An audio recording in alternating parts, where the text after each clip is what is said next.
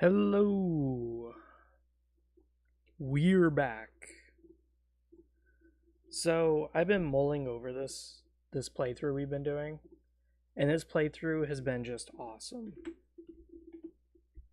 Because what it is we are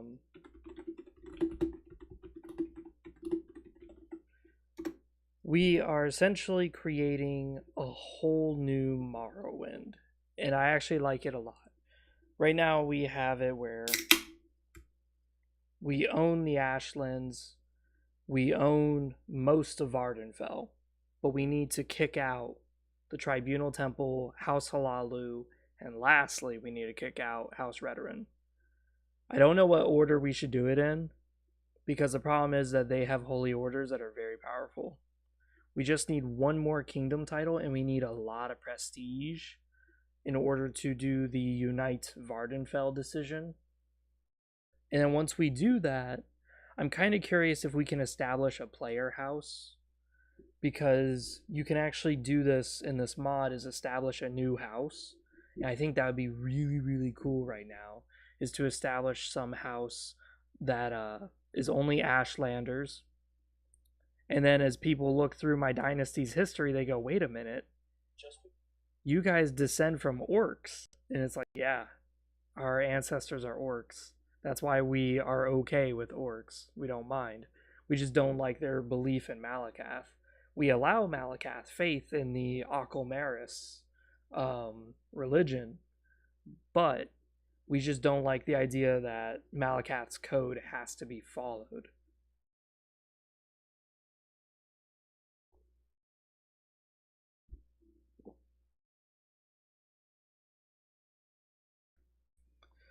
But right now we're like this weird mixture of on one hand we have like a lot of magic capabilities.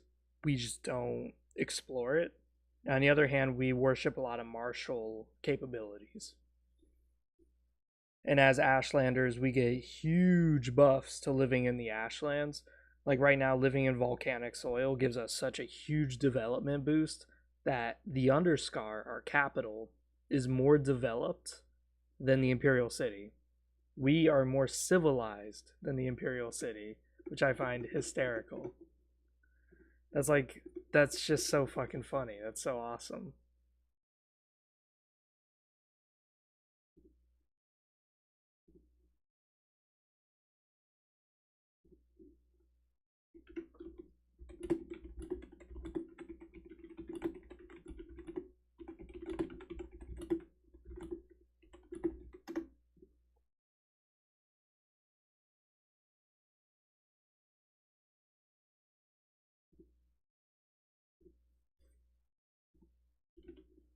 We're waiting for the game to load. That's kind of the issue with this mod, is that it's got really long loading times.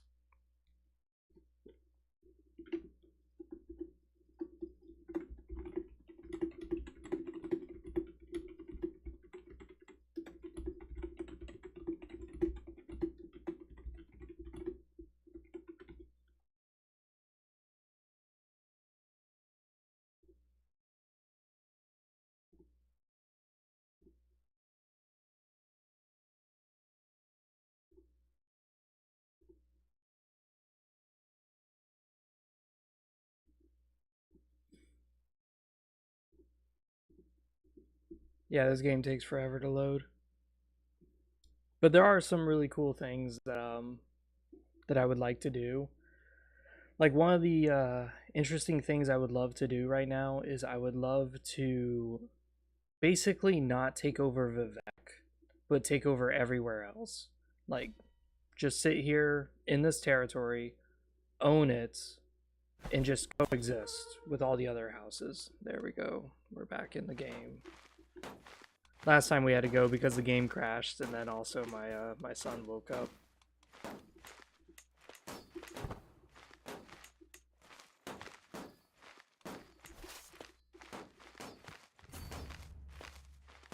Yeah, just let him go.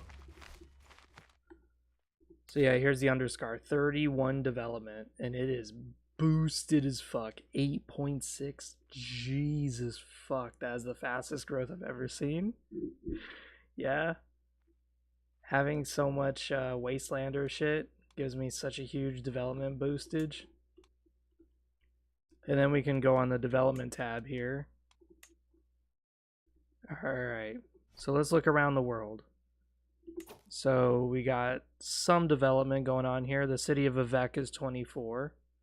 Ours is 31. 27 in the Imperial City. 24 in the city of Alinor.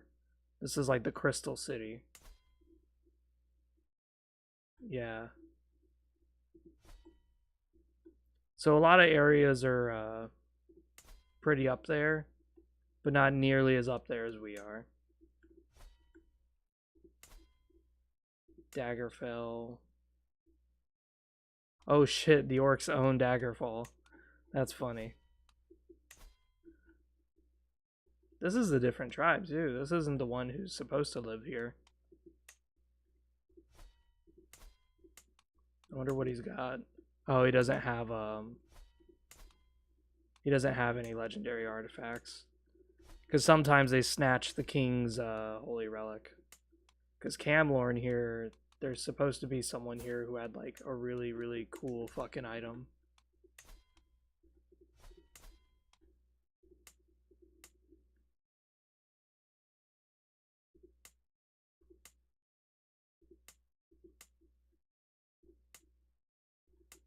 Falkrenth is finally fallen after many, many exchange of hands. Seems like the yeah, he's just getting killed. And then the Iron Orcs casted off their pariah status, so now they're considered people, not monsters, which is really funny.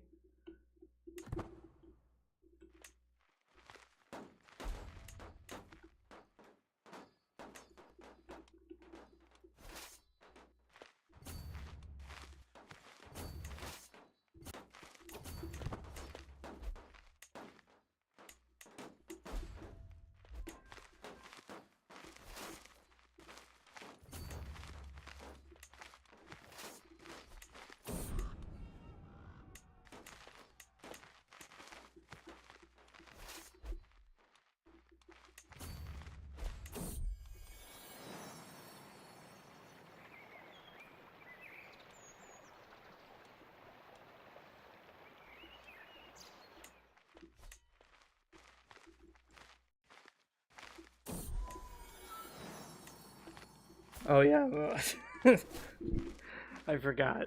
We have a lot of children. So this was like one of the coolest stories was that my guy was like the last living member of my whole dynasty. And I was a child. And I was surrounded by people who wanted me dead. And when the peasants of this city were like, hey, we're going to overthrow you because you're not one of us, you're not anything. And I said, wait, I'll convert to your culture and your religion. That saved the campaign. Because then all of a sudden no one hated me anymore. They were like, he's cool, he's one of us.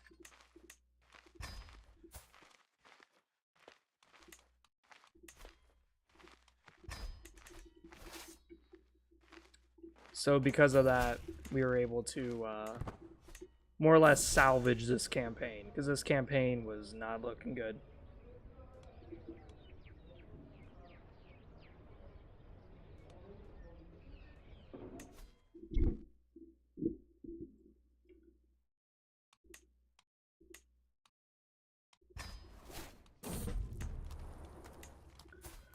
The only issue I have is that my guy is getting old.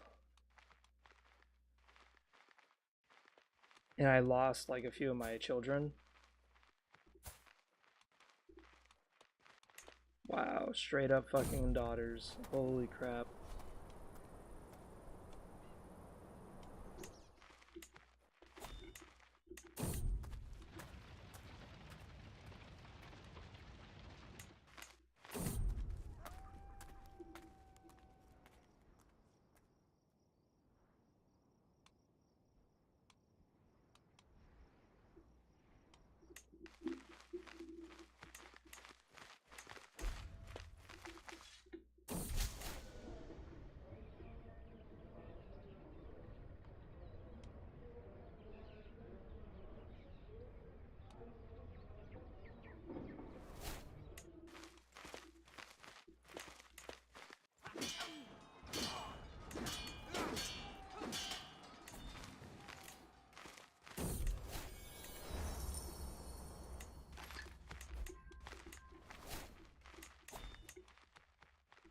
Yes, consecrate bloodline, yes.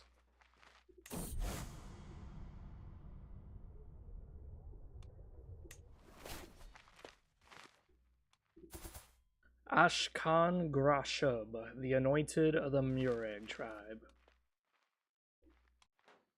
Yeah, now we have like 20 living members.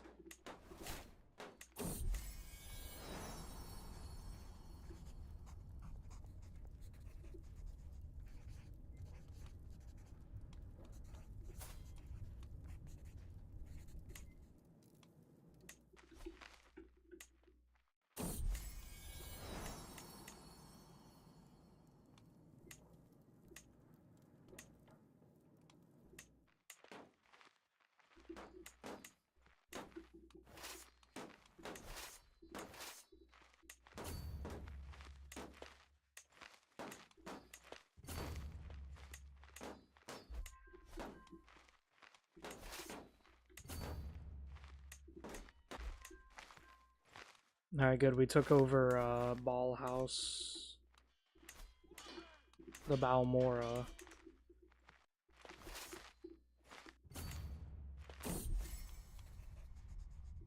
Yeah, go socialize a bit, concubine. I have no time for your shenanigans. Oh, we're gonna become good friends with House Halalu. Isn't that nice? House Halalu is over here like, hey, I can see you're kind of like the big deal, the big cheese. So why don't we be friends? It's like, yeah, I bet you want to be my friend, asshole.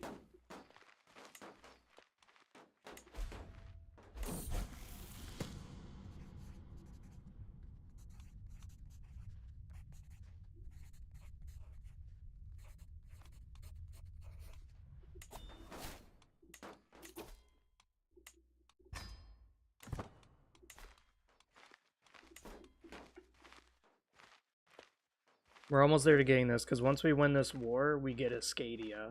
And then we could do this, but we need prestige, and we need that. So we should do a grand tour. Because at least a grand tour, we can get some money.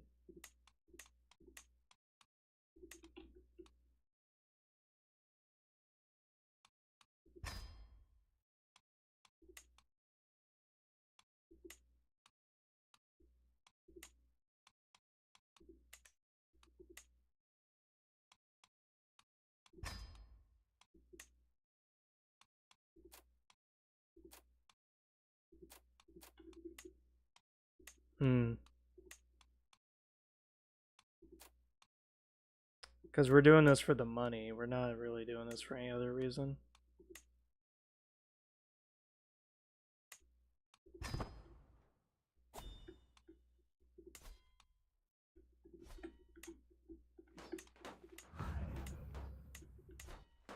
Let's fast forward time a bit. Enemy Holy Order. Ah, shit.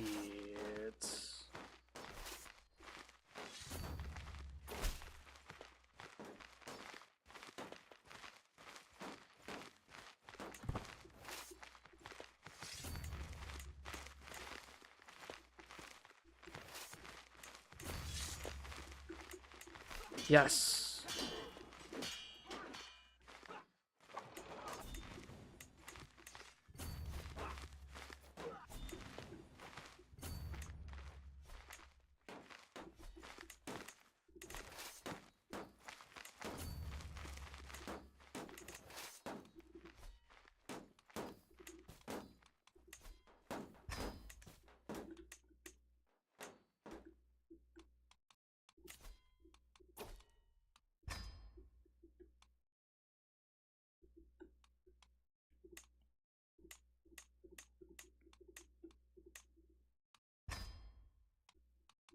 Oh my god. The price like keeps increasing. There we go, yes. We can barely afford it.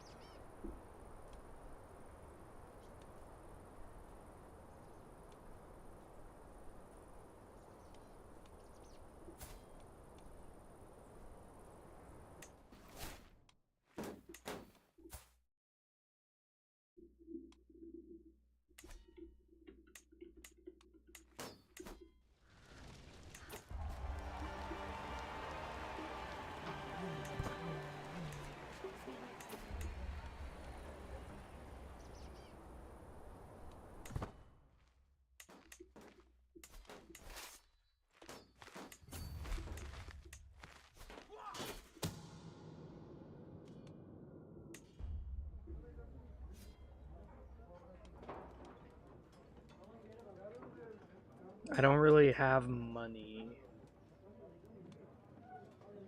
Yeah, we'll do that.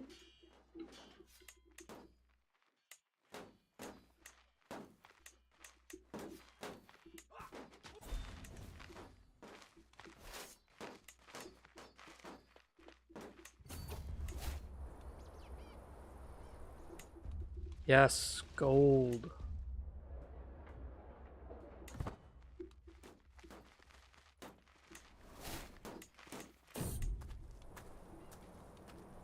No, never do this. Last time I live streamed this game, I was this really good mage and I had like a 3% chance, and sure enough I fucking died. So no, anytime you see a portal, just fucking ignore it. Don't ever touch it.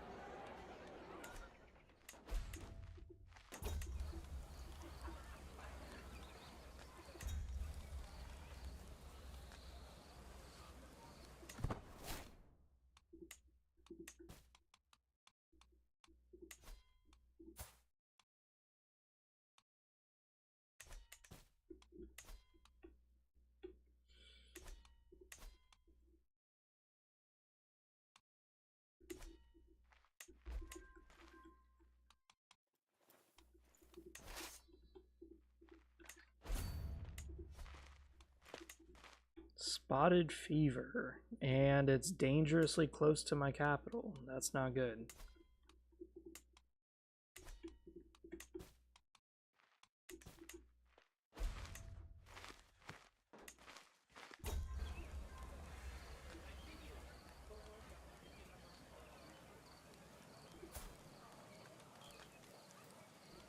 Yeah, I don't owe you shit, motherfucker. I'm not giving you any gift.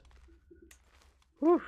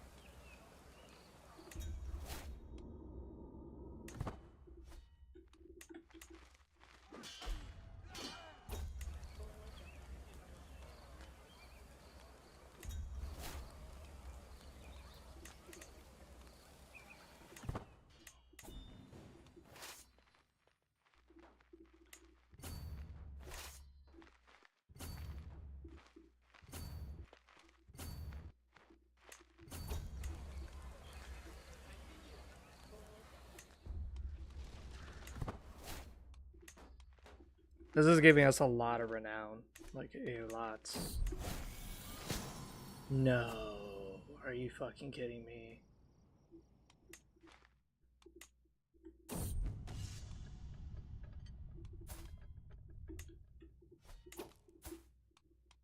I need to cast magic on myself. Cure disease. Yes. Thankfully, I'm a very powerful restoration mage. So I'm just like, ugh, gained ataxia. Fucking cure that shit. There we go, yes.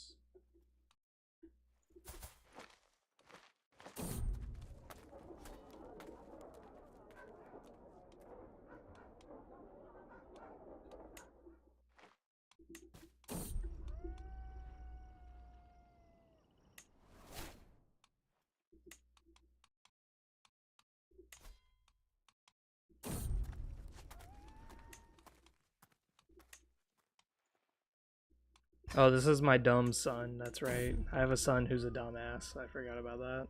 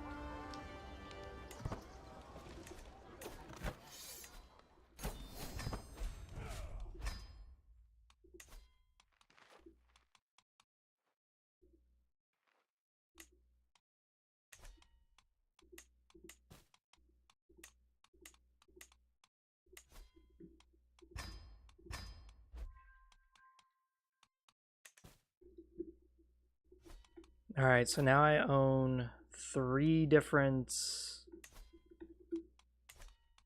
kingdoms. And there is a decision here called Unite Vvardenfell. We need 600 more piety. So that could be a problem.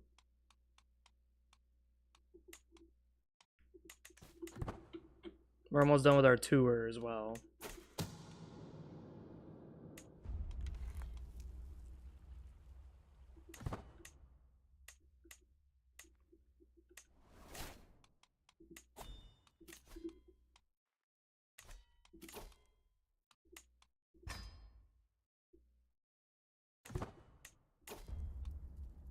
Oh boy.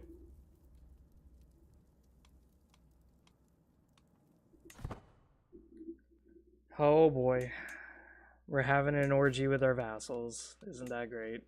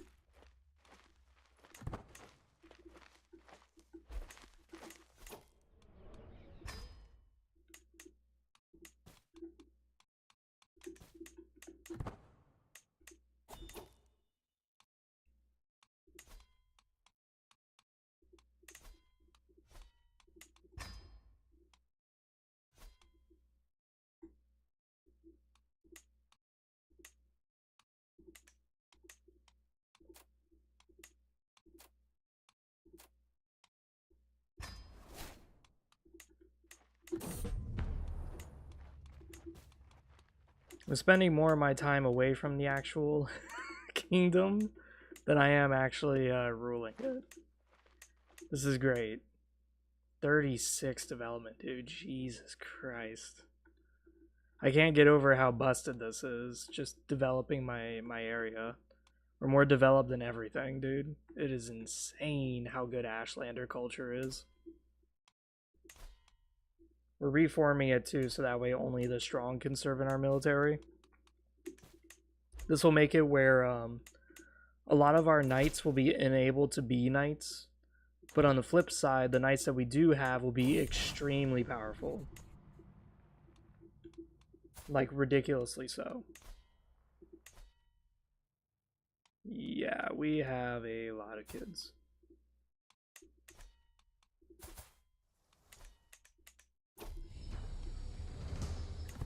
Okay, for some reason I have a grandson the fuck all the way over here. Cool.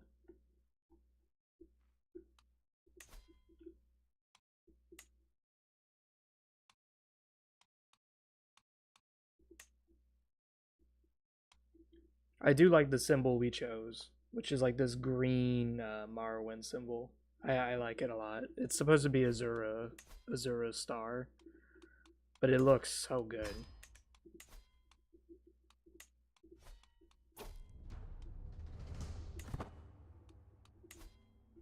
Yeah.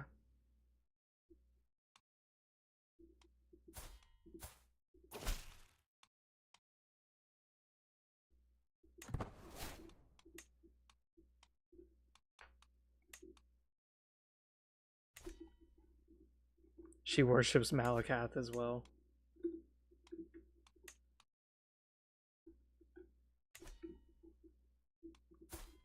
I'm a follower of Malakath. I'm a paragon.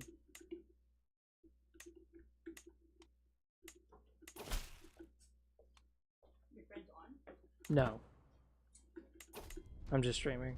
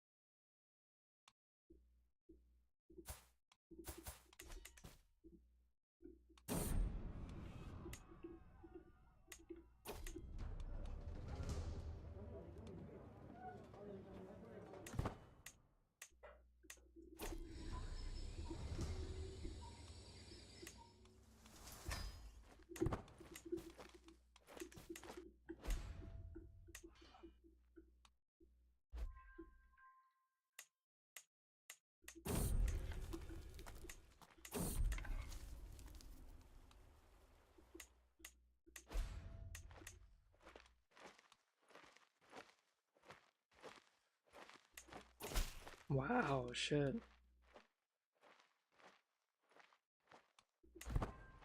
I've never seen that before. The Tribunal Temple is so mad with their own holy order that they're like, you know what?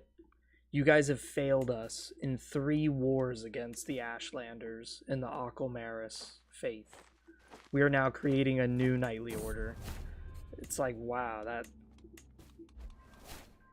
I've never seen that before.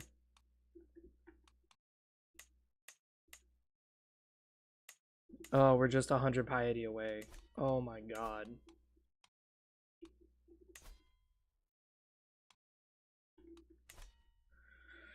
Oh my god.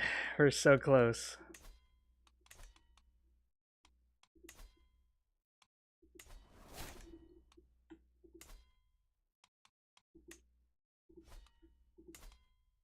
I can't wait to convert to feudalism. We're gonna get weak by converting to feudalism, but by being weaker, we get more money and we get way more development. Way more.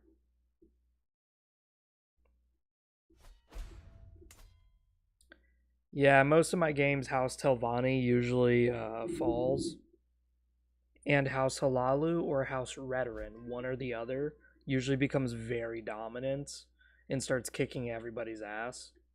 The reason why Telvanni falls, though, I think, is because they worship intrigue. So here you have a bunch of backstabbing sons of bitches who form a house together of backstabbing sons of bitches. And it's like, well, yeah, no shit. Guess what's gonna happen? Who knew, right? If you made a house full of backstabbing bastards, that everyone's gonna be a backstabbing son of a bitch and cause their own shit to fall. Who knew, right? Who knew? Yeah, give me more. I don't think we need to do much.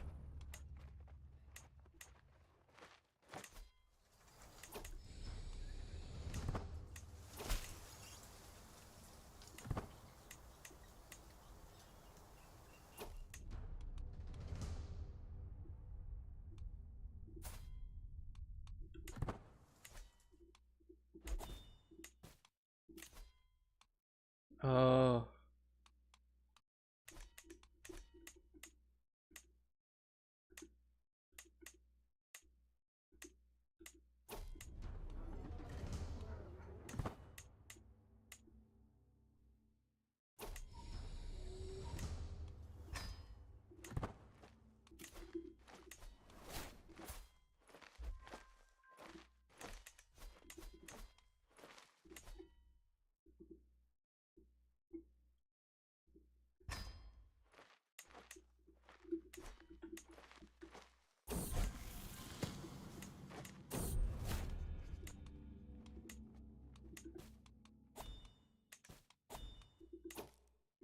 Us Ashlanders have throughout all of our history been persecuted, losing valuable terrain and grazeland to the House Dunmer and their false gods. In recent times they have encroached upon Vvardenfell, where the might of the Red Mountain and its ash storms have made us strong and fierce. It is time we use that strength and expel the so-called great houses from our island once and for all, forming a united realm. Yes, will make me an empire. The Great Unifier. I am now the Great Ashkan. The Anointed. The Unifier. My guy has so many titles and so many names. It is crazy.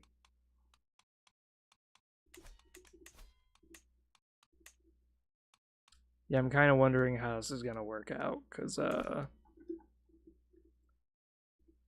this shit is going to be crazy.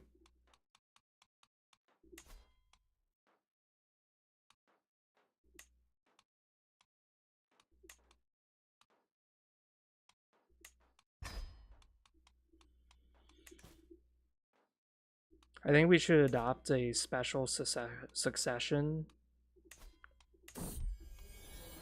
And,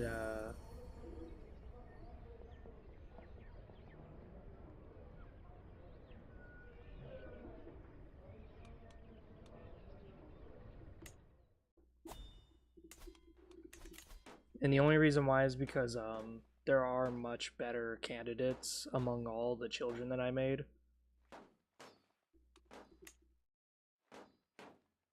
Ooh. So your development modifies the voting power. Yeah, I'm gonna basically reign supreme. Why does everyone want my granddaughter so much? Actually, I want my granddaughter. Fuck yeah, look how good she is.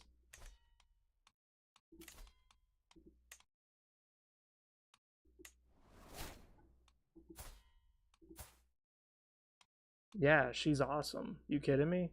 Look at that. She has Forder, skilled tactician, pretty decent stats. And then she has a really good prowess. Pretty decent traits too, not to mention, you know.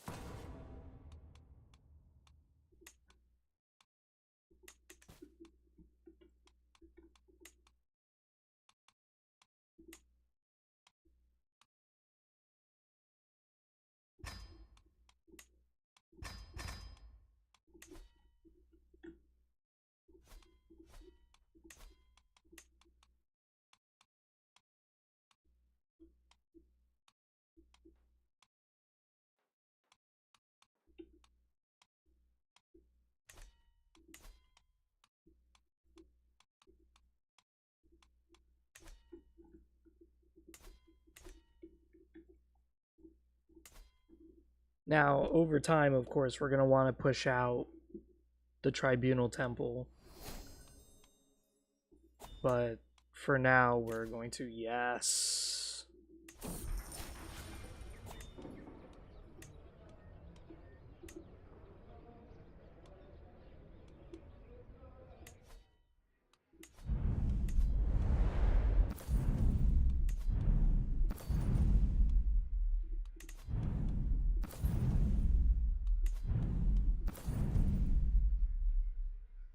That actually does look pretty cool. I'm not going to lie, that does. That looks actually really awesome.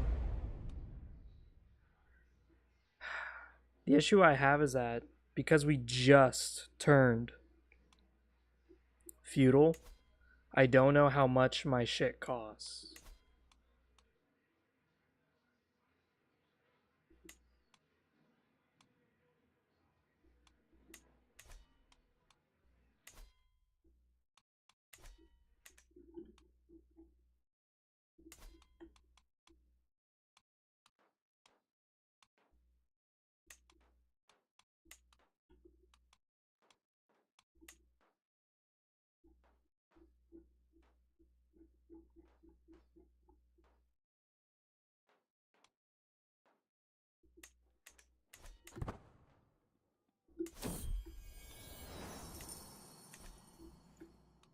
Like right now I'm making a lot of money, but most of that is vassals.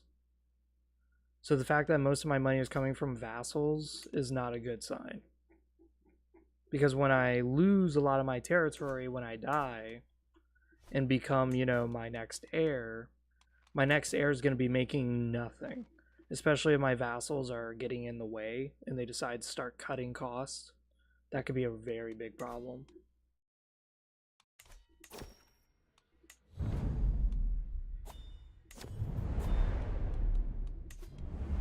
So let's do this.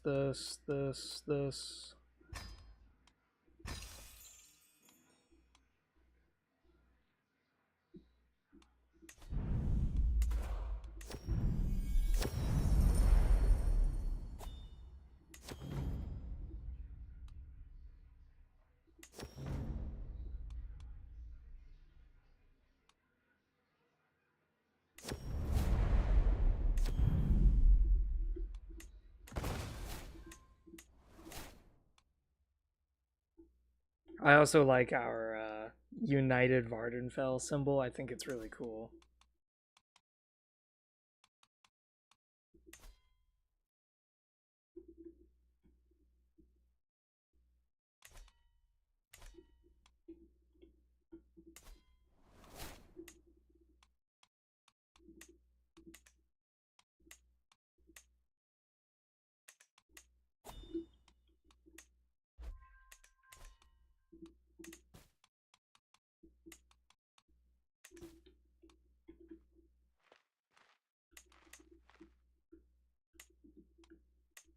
So yeah, as I said, we're making way more money now. Like way more.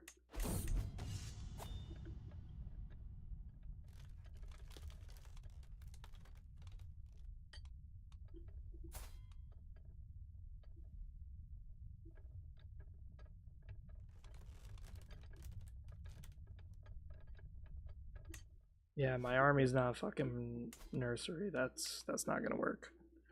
Having a weak son like that in my army, that's not a good idea.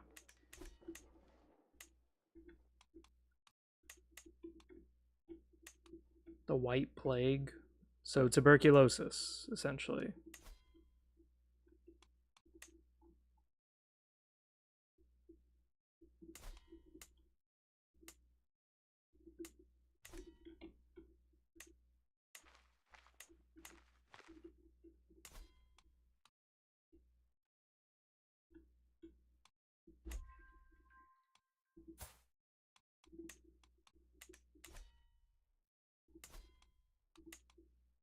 The Blessed of Veloth's Judgment. I really want to get this Warhammer somehow. Because look at how cool it is. Martial per level of devotion. Damn. Blessed Veloth's Judgment. Whew.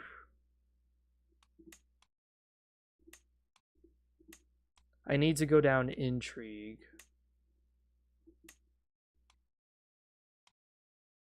Because if I go down intrigue, I can lay a claim for his Veloth's Judgment Warhammer. And if I could take that, that'd be awesome. That'd be very awesome.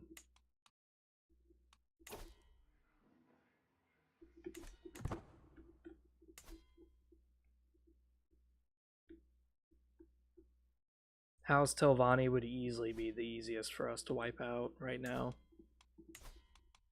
If we were to wage a war against them, of course.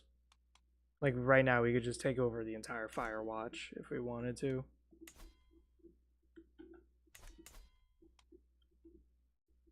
Parliament of Bugs. Yum.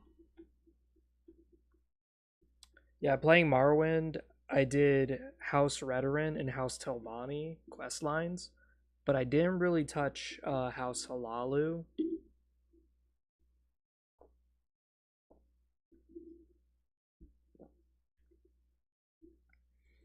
And if I'm being perfectly honest, I think that it's a good thing.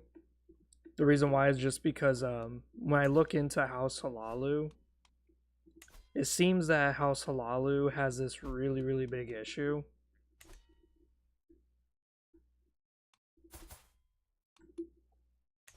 Where House Halalu has straight up sneaking missions and stealing, but yet the game itself has really janky sneak mechanics. Like the mechanics just don't work. So it's kind of a problem. As you can guess, that's kind of a big problem.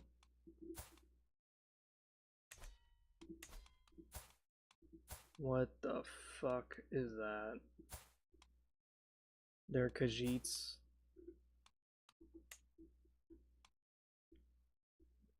Nordic Khajiits.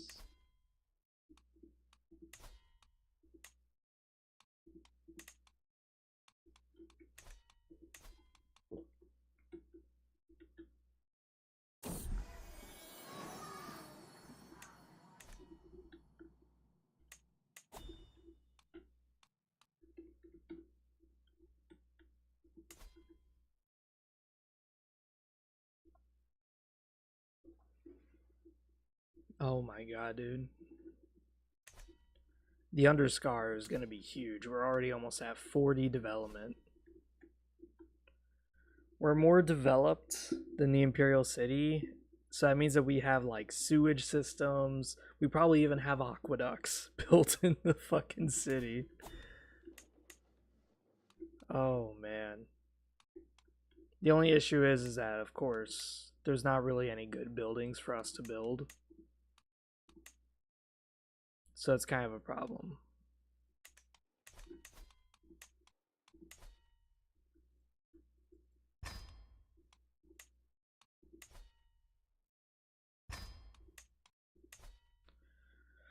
As you can see as well, the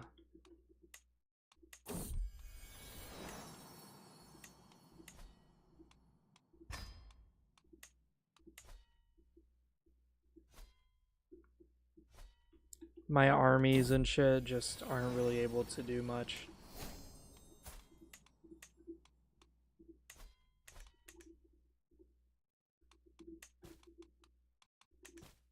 Because, like, when you're a tribe makes so many good buildings that buff your men at arms, your army.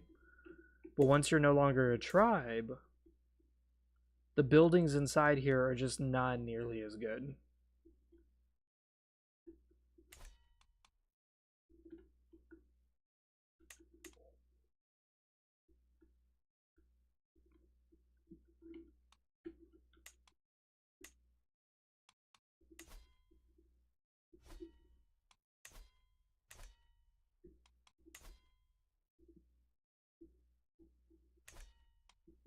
Oh, I forgot we even own this area.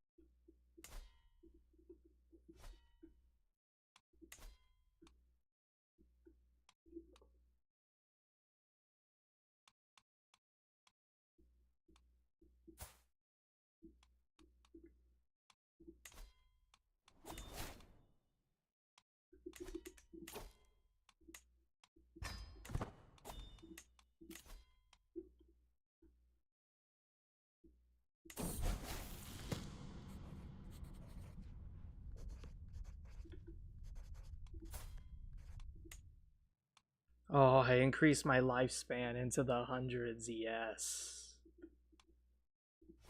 Wow, I gave myself the lifespan trait, like as if I'm a dark elf. Holy crap. Prolific Pilgrim. Wow. Shit. I'm a Paragon because I consecrated my bloodline. A Mystic. Almost there to my second tier of mysticism.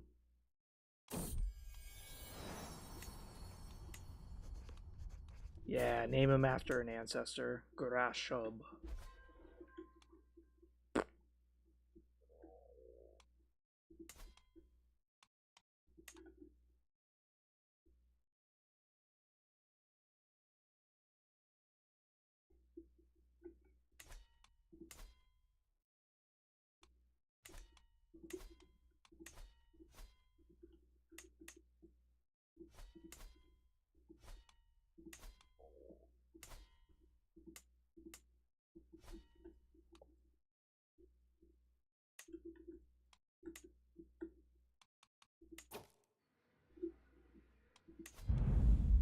We're ranked number 25th in the world out of 45 of courts.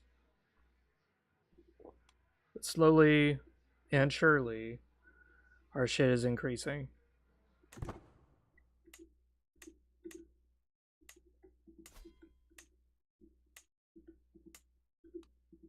Could we unlock immortality this run? Possibly.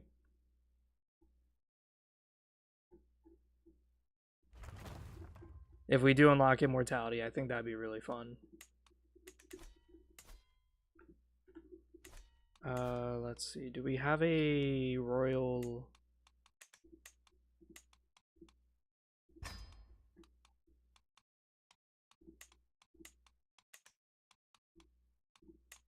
There it is. Royal Architect.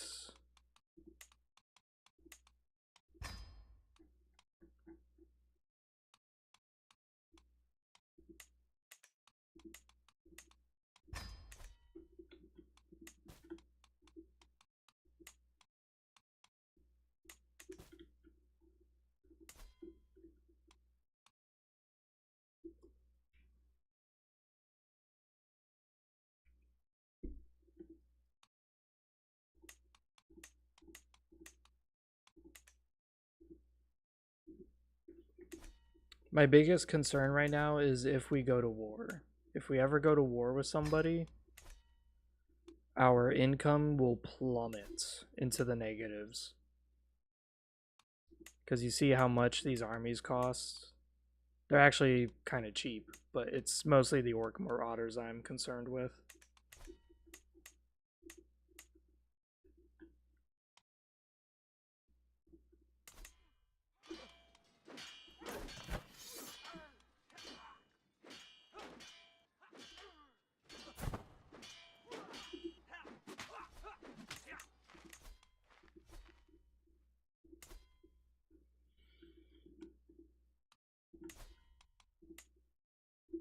Damn, dude. Right now we could wipe out House Redoran. Jesus fuck.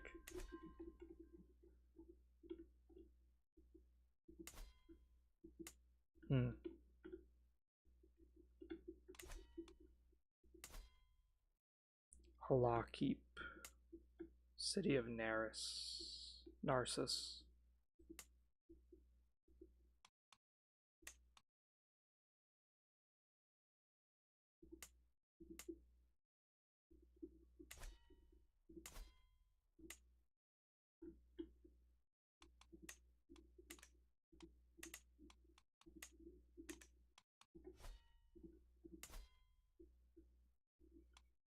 The Indorils have been in a lot of civil wars. They haven't really done anything. Except, of course, take over the Tribunal Temple. Which I find really, really funny. I have seen House Dress take over a lot of House Indoril at one point in one of my campaigns. But I have seen the opposite, where I've seen House Indoril or House Halalu just wipe out Dress. Because Dress is a cult. They're not a belief of the temple for some reason. And I mean, the Colt has its advantages, but honestly, I'd get rid of that shit as quick as possible. Just go straight to the temple. Like, why waste your time, right?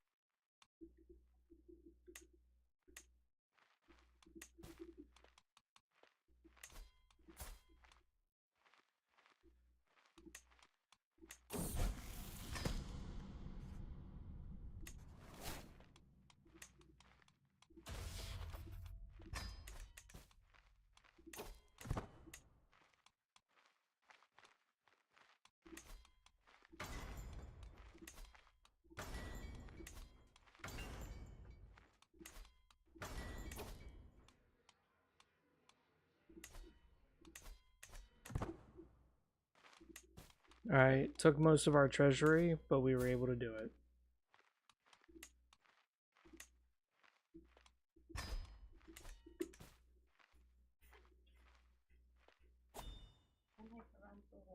Yeah, go ahead.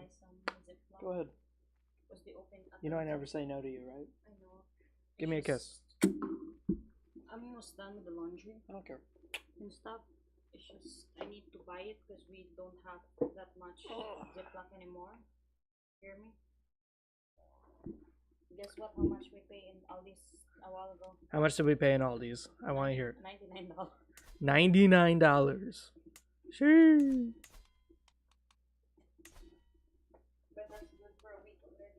Because I need to buy on Ziploc. Well, a week's worth of groceries is actually pretty good. A week's worth of groceries is actually pretty good.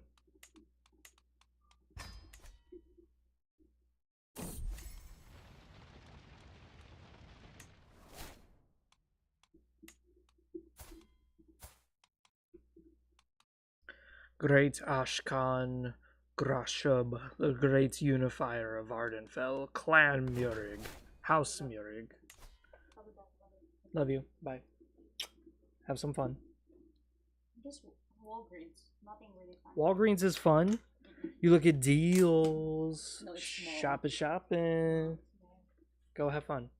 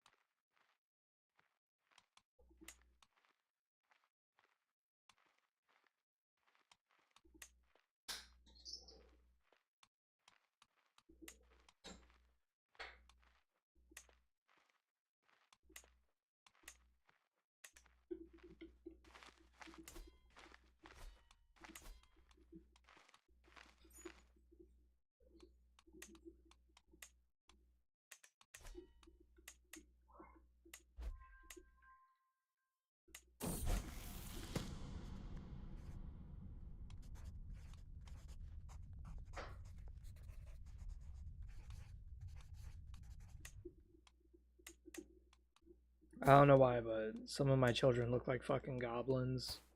Because the mixture of Dark Elf with Orc. Dark Elf mixed with Orc, it looks really weird sometimes, I'll tell you that much.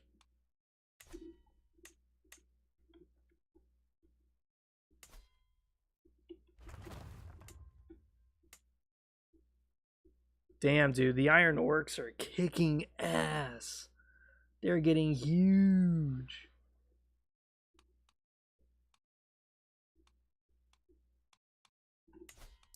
Last time I played the Iron Orcs, I took over like all this area, and then I was trying to invade Redguard and try to wipe out the Red Guards. Because the problem was that the Red Guards are actually really good warriors, and then they have sword disciples, which really kick ass. In case you couldn't tell, they like really kick ass. But thankfully, Orc Marauder spam, if you just keep spamming Orc Marauders, they're like amazing. What the fuck? This guy doesn't have a single drop of Orc in him.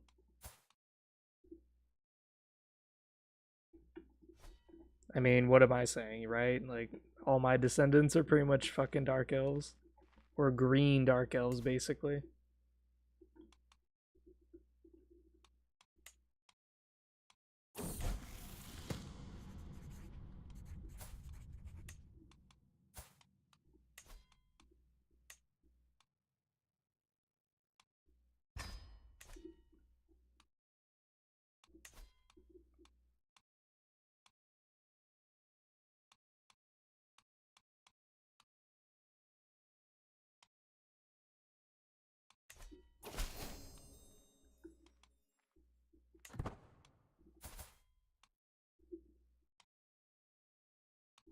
I always liked House Telvanni. I don't know about you guys, but I really like House Telvanni. One, it's their symbols. Their house icons are just so alien. They're so weird looking. But then you find out they're also mages, and they actually adhere to might is right, but they're mages. So if a mage and another mage are in an argument about what's the best application of resources or how we should be doing things, if the one mage just simply flays the other one alive with one flick of a fireball spell, then the entire House Telvanni will say, oh, he must have been right. Which I find very funny. It's like, wait, what? You're all a bunch of bookworm nerds who study magic, but yet you believe in might is right? Isn't that something? It's like, yep, might is right.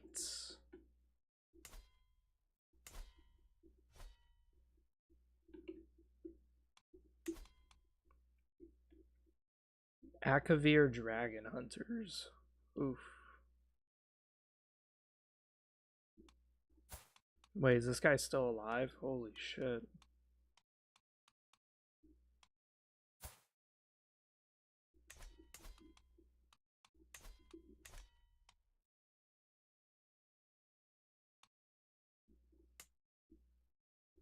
What happened in this game was the Warlord of Coral, King Atreus, he died of a disease like right in the beginning of the game. So because he died of a disease, the entire human alliance like fractured.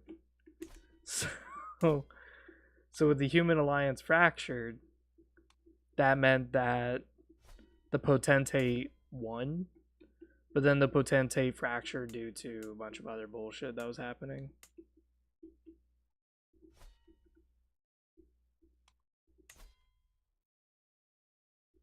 I will say this world is like fucked with civil wars and borders.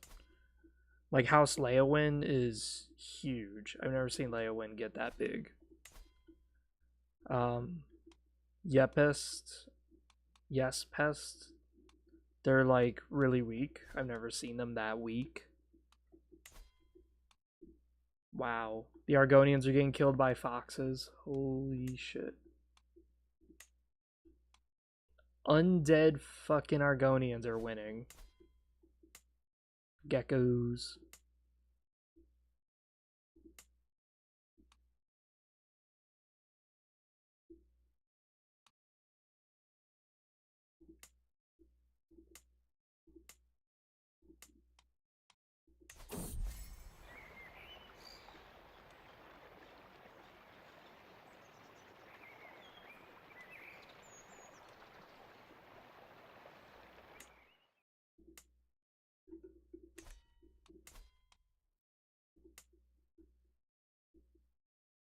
Okay, so there are some. Wow, that's a black fucking Argonian.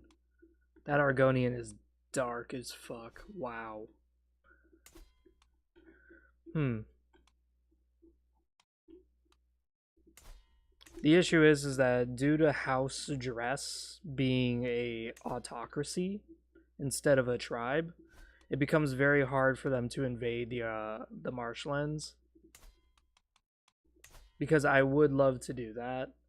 I would love nothing more than to play as like House Dress and enslave Argonia.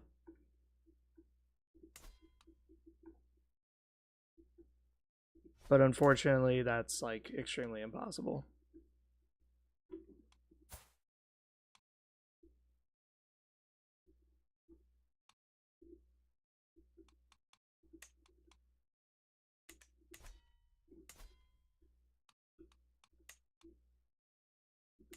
Oh, cool. He's summoning his own Daedric armor. That's fun. In Morrowind, they literally show it at like the beginning of the game. But the very beginning of the game of Morrowind, there's this. Was he Khajiit? I think he's Khajiit. Yeah, he's a Khajiit. And this Khajiit guy is like, "Oh, you want Daedric weapons, right? Yes, yes. I sell Daedric weapons." And then you look at his Daedric weapons, and all of his demon weapons are just regular like iron weapons. And then you see that they actually have a spell buff to them, which is that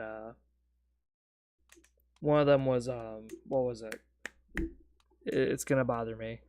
So like you would find like an iron wakizashi, which is like a little short samurai sword, and it would summon a Daedric iron wakizashi. I mean a Daedric wakizashi. But what it was in Morrowind, you could hold up your sword and be like, I cast it. You're casting it like a spell. And all of a sudden now it is a Daedric wakizashi. So he's technically not lying. It's just, it's really funny that that's what he calls it.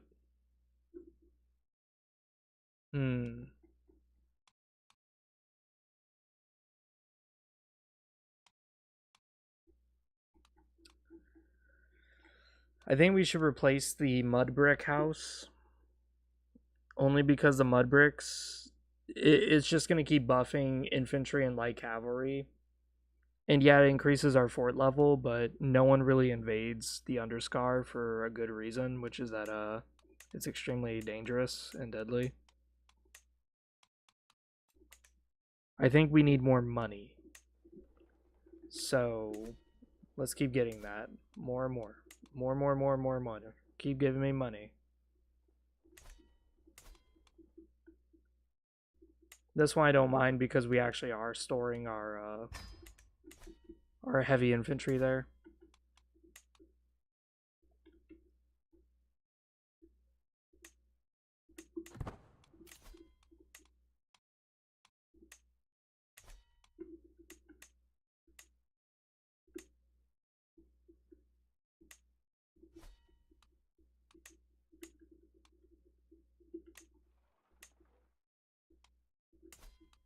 Oh my god, we're at almost 40 development.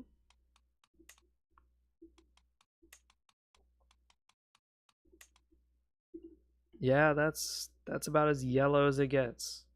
Like when we zoom all the way out here, it is so yellow compared to everything else. It's not even funny. Our friend died. Oh, House Lalu changed house heads.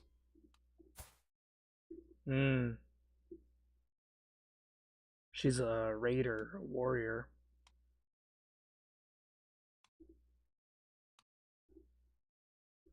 Okay. The only reason that I'm curious about the politics of House Halalu is only because the previous house head was a good friend. He was willing to work with us, even willing to negotiate. And that's the whole spiel with House Halalu, is that they're tradesmen. They're also suck ups. They suck up to whoever is the strongest. But based on their house head, will determine whether or not I need to worry about them. Because Halalu, as far as I know, they can make some really big money moves, like really big money plays, that are kind of nutty to watch.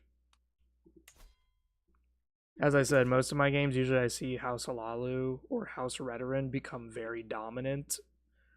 Like, I had one game, oh man, this one was fucking screwed. But what it was House Redoran. One of their leaders was a genius for some reason. And because he was a genius, he had like amazing stats. Amazing. And he used it to take over this part here. So he took over this much from House Halalu. And then House Halalu only had this little sliver of land here. They took over Balmora from House Redoran somehow. So they just had this little land here. That was all that was left of House Halalu, was this. Everything else here was taken over by Indoril and Dress, and then the rest was Redoran. Well, then Redoran decided to look at Skyrim and took over Windhelm in these three areas. And this is a mine, so he was getting really good money, because this is a fucking ebony mine. So he took over this shit, and then he took over this entire coast, except for House Halalu's area. So he ended right about here, and he took over all this shit. And I was playing as Telvanni, and I was like, what the fuck? How am I supposed to deal with this? House Redoran is so good. What the fuck? How am I supposed to do this? Small plantation, beautiful. Let's go to our culture innovations and see what's being discovered. We can also discover silt striders, but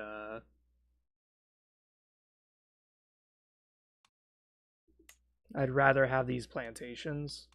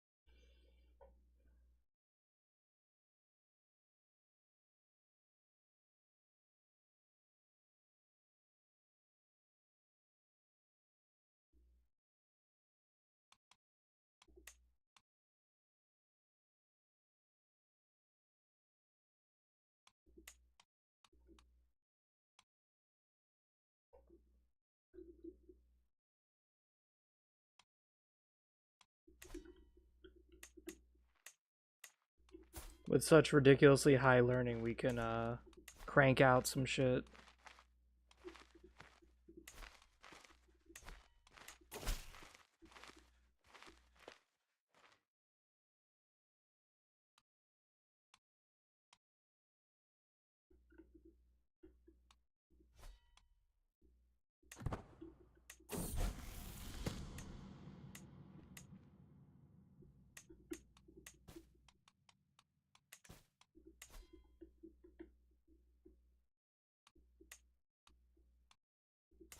Okay, so they're tribal still. I was wondering if they went feudal yet.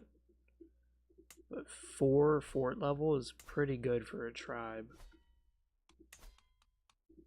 These guys also have a really good weapon, which is the Mace of Avar Stonesinger. The mace is really good. In Morrowind, it's like the slowest hitting one-hander mace you can ever have. But at least it's one-handed, so you can wield a shield at the same time and just whack someone's ass really down. But it's not too amazing.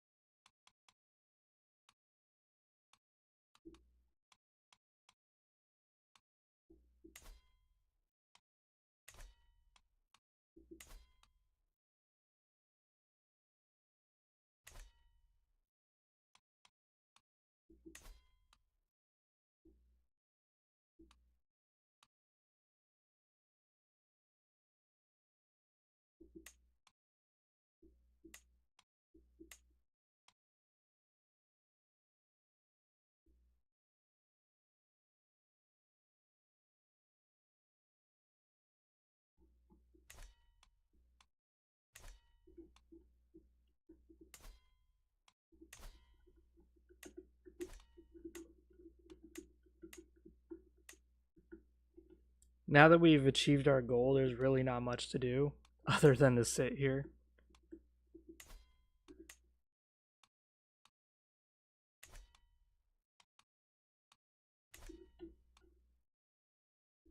Of course, the other goal being is to invade and to attack.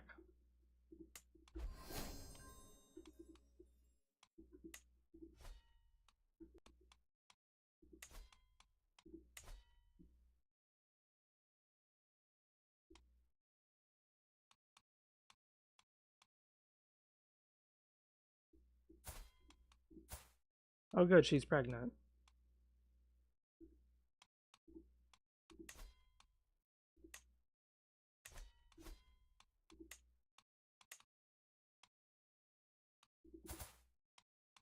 Pays me 375 gold. Fuck yes. Hello. We are definitely taking Pilgrim of the World. Yeah, let's do this one.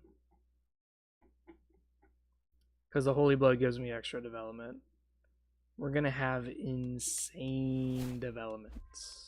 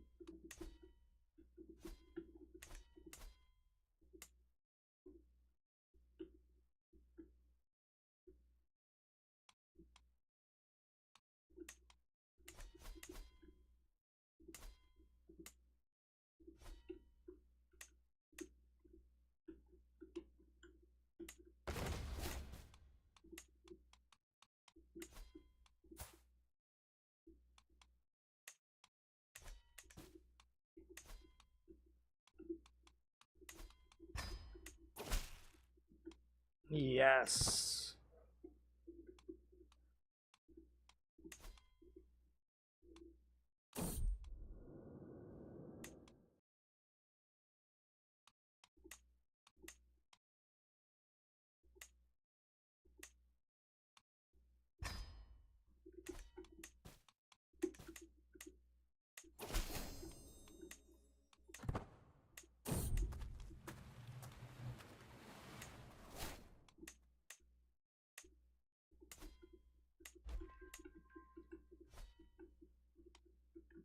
One of the reasons why Solstheim is really cool is because it's half Dark Elf and half Nord.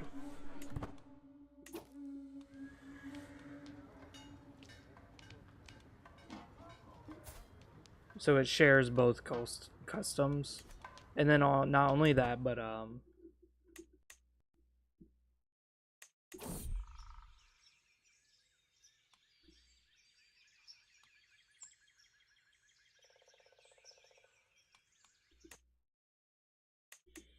not only that, but the Nords here are like much different. The Nords in Solstheim. The Nords in Solstheim are much more tribal, much more at home with the Atmoran beliefs and faiths.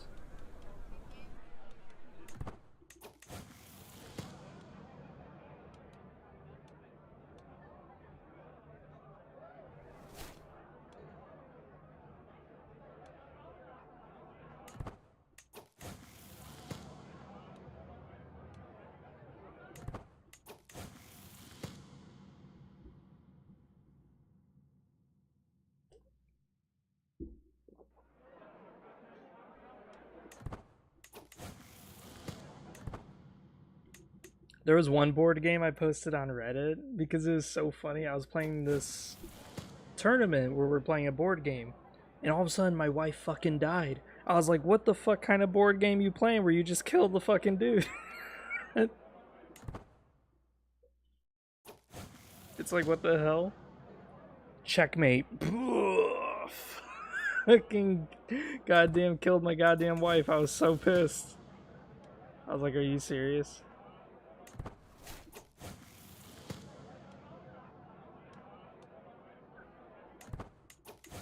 Fuck.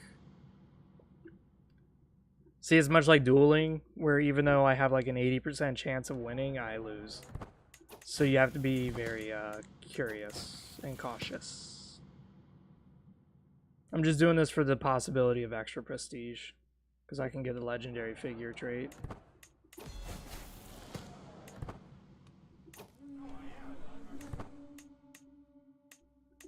Now we're doing archery. Oh boy.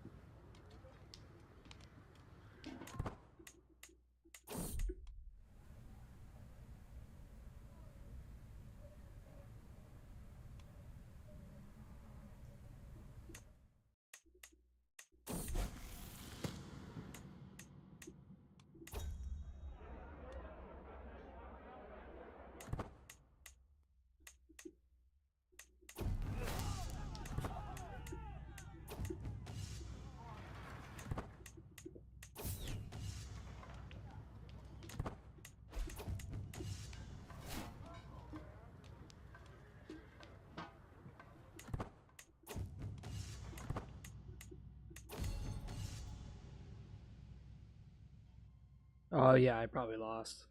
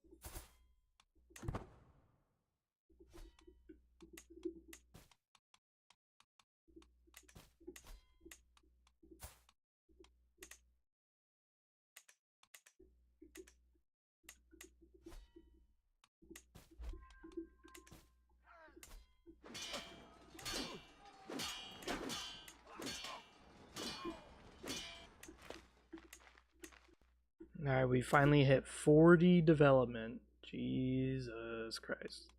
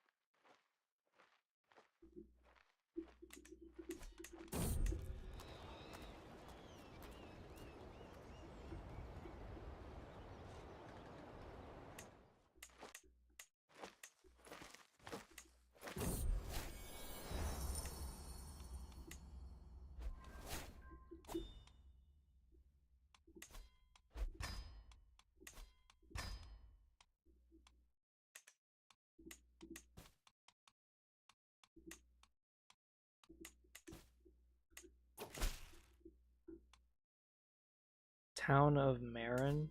Where is that? Oh yeah, take it.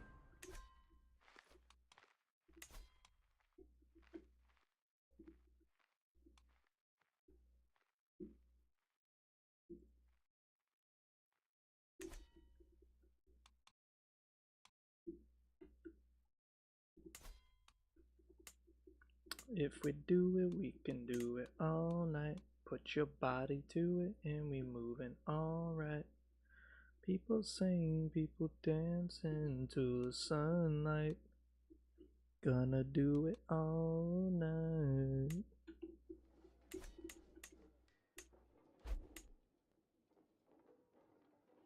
My grandson was in prison.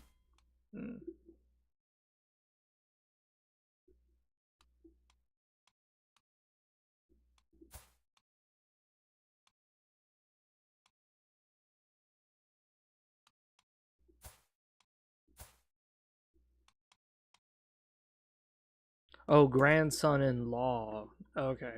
I was like, this guy's not related to me. Who the fuck is he? That makes more sense. Yep. A tribunal cult? Interesting. Now the tribunal cult doesn't have a hold here. It's mostly here. If I was to play as House Dress, my first thing I would do is probably switch from the cults to the temple.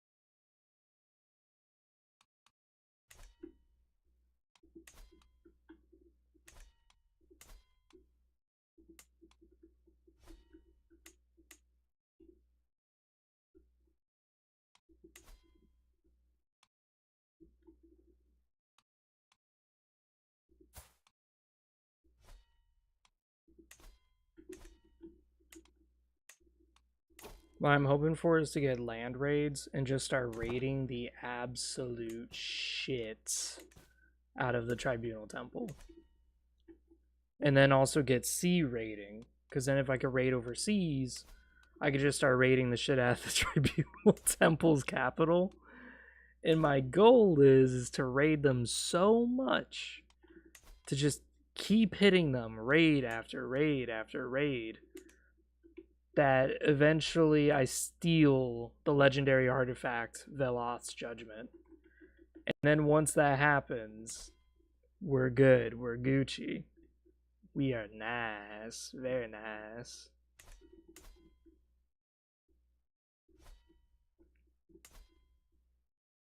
Rock it to it and get the sunlight. Yeah.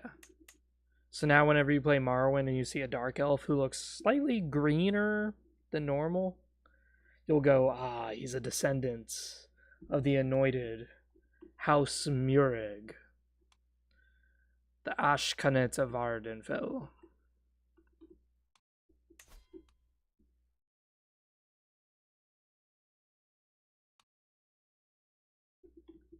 Gather round the ebony staff.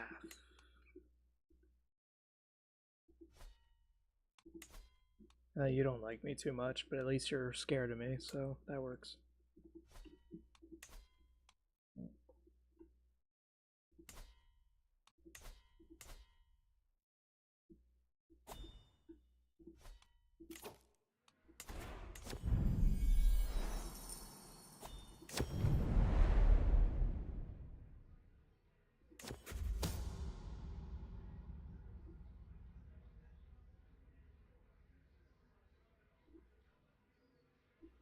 This being which rules us is a true demon incarnate. No real man be capable of such violent extremities as we have faced. I'm no demon, I'm a great Ashkan, which is much, much worse.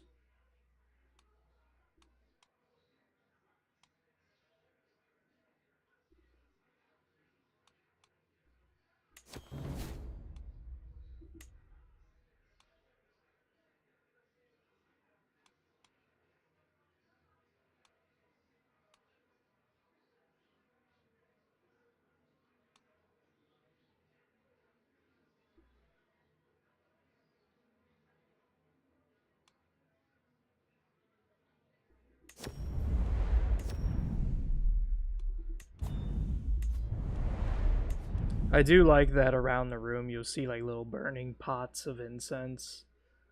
Because when I think of dark elf houses, this is actually what I envision: is a guy sitting, like his feet are literally curled up on a throne or on some sort of couch or like some pillow, and he just has like something burning near him to like give him a nice smell. Because these dark elves are just so interesting. They have very unique cultures set up.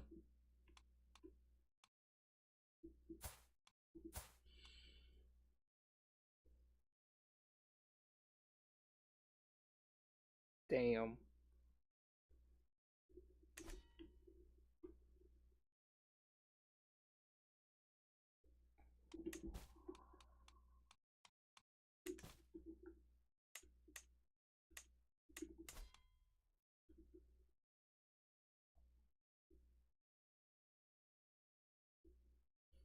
Yeah, that's what I thought. So I was looking just to confirm before I said it, but I think when you have a high development in one area, it actually spreads development to the other areas. And sure enough, that's exactly what I'm looking at.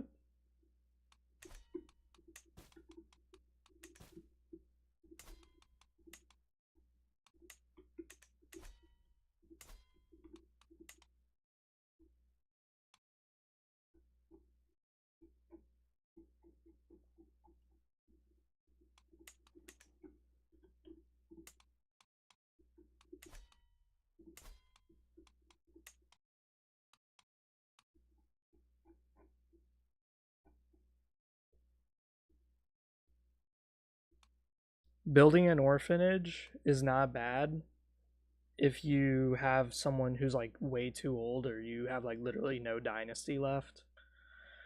The reason why is because when I used to play as the Ghost Fleet, you start at like 90 years old, no heir. So I would quickly take over one of the Skyrim cities, and then I would build an orphanage, and from there I could adopt a child.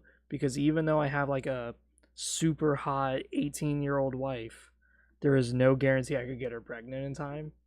So I would just quickly adopt, and then if I do have a kid, my kid would easily beat whoever the hell the adopted kid is.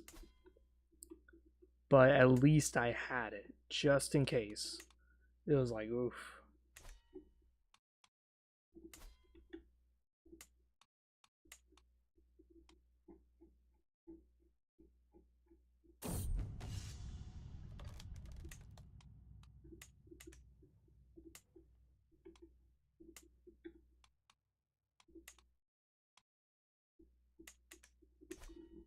Alright, just spent a fuck ton of money just building cities everywhere.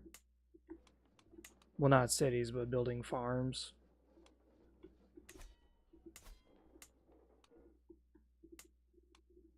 The reason for farms is that they have like the best income ratio.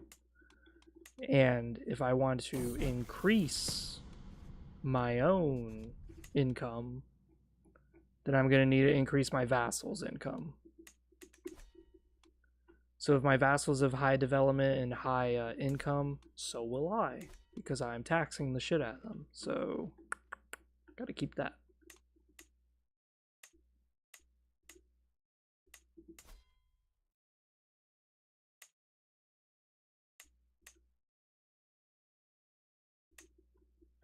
Oh my god.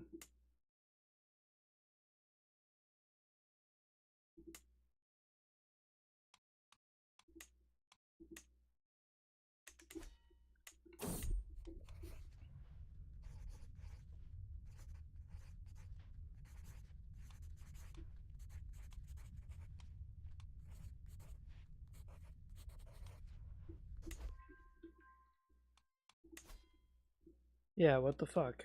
People need to people need to start worshiping my goddamn legend, okay?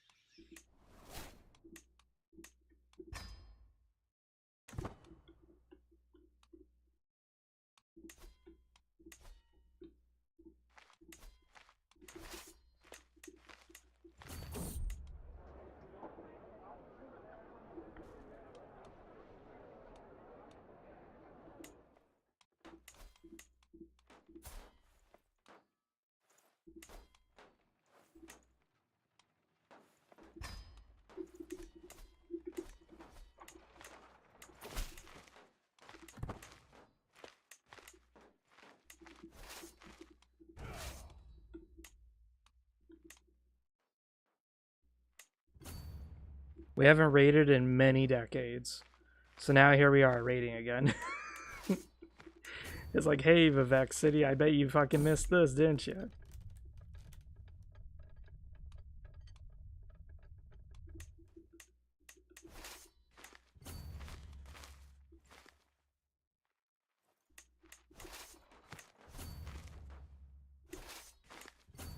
We are gonna raid this fucking island city to the ground. Just keep raiding, baby.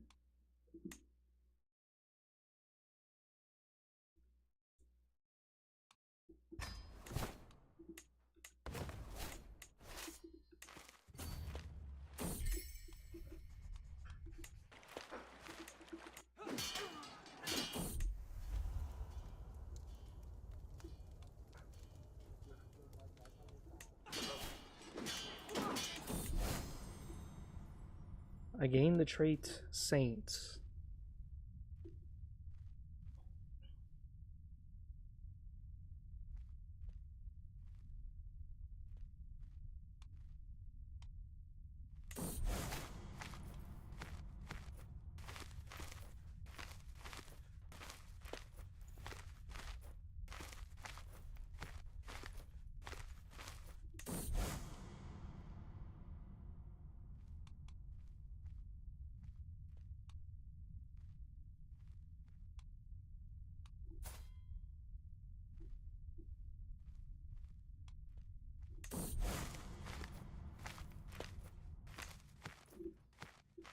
Oh wow, that's really cool.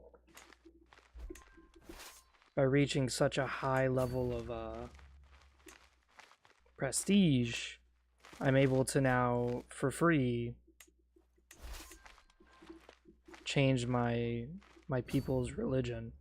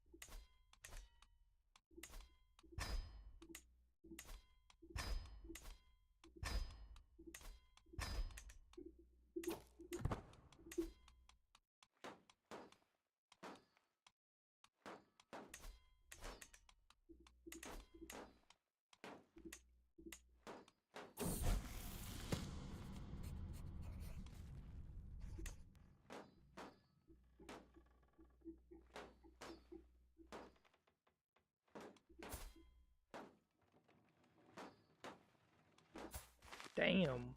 She is good as fuck at fighting.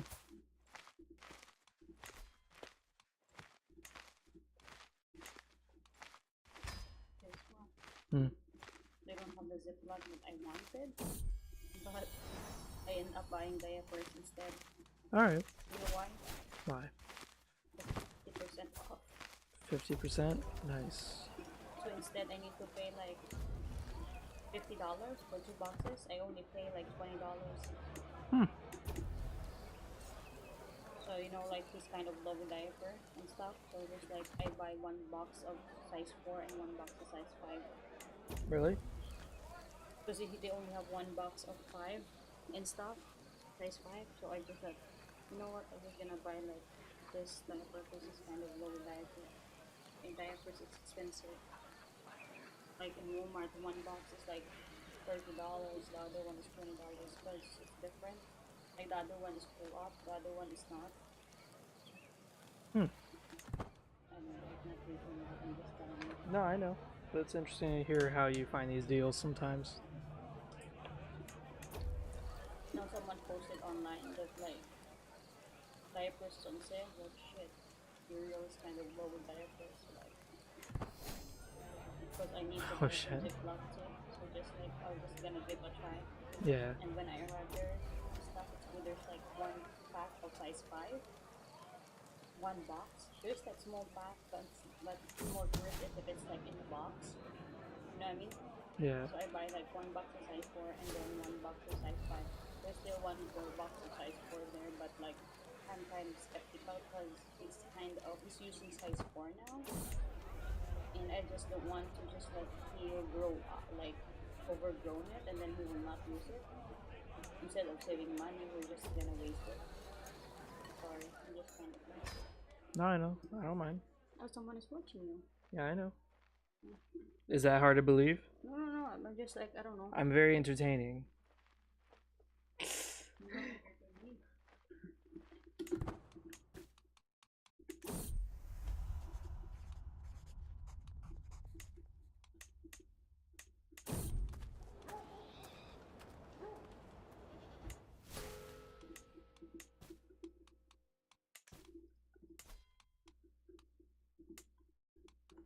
Right here, look, $20. Damn, that's a lot of diapers for 20 bucks. That's pretty good. Because I got it on sale. Yeah. If I didn't get on sale, I need to pay $50. 50? Yeah, more. The other one is 30 originally from there, and this one is like 29, I think. Yeah, almost $60 plus taxes if you think about it. So Damn. this is the review about it.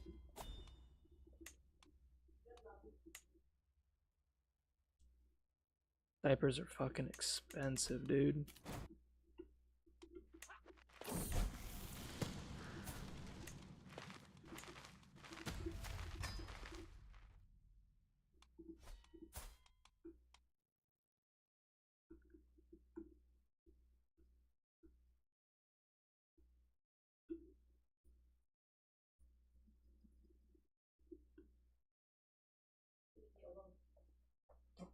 Let you be alone? I said I'll leave you alone. I was gonna say, sheesh. I didn't know you're so, like, upfront about it.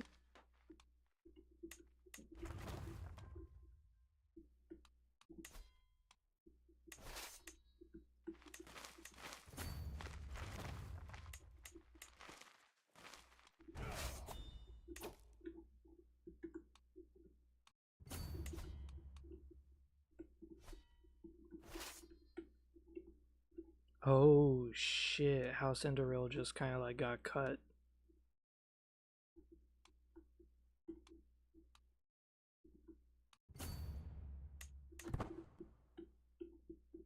Let's rate House Redoran. Because we could do a holy war and snatch their entire kingdom.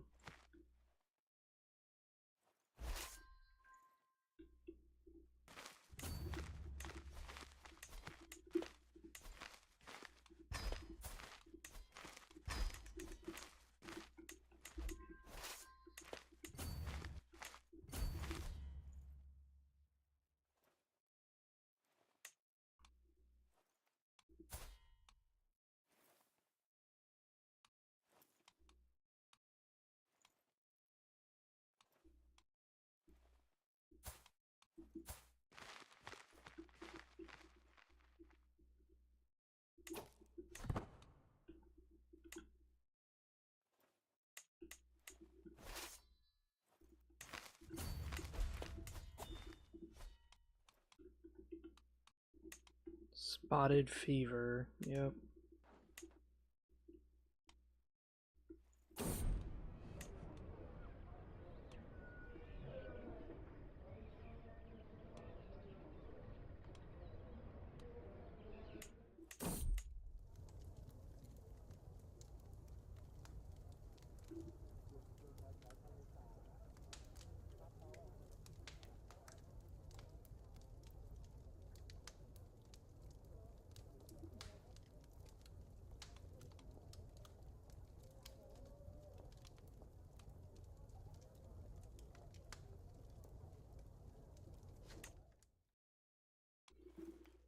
Oh shit. I'm trying to make like a story of my legitimacy of my amazing dynasty. And people are looking and going, wait a minute, your house doesn't exist on the list of houses.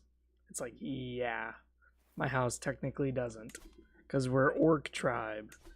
We're technically an orc tribe, yeah. I know it's been like over 70 years now and you kind of got used to us, but it's easy to forget.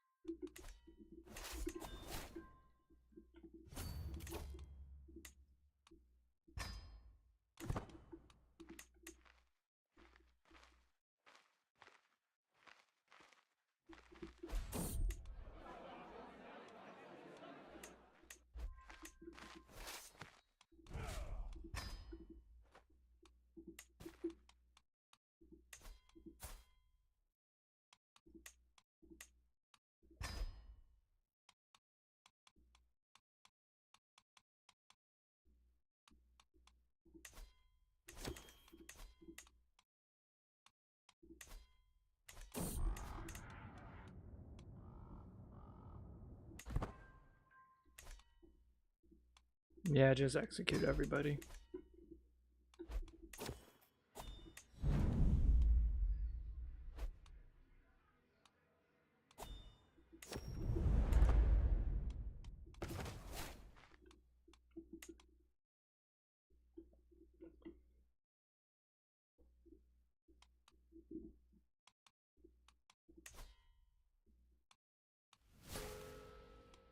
I gained a rival. Solstheim, really. Angelic Foundation.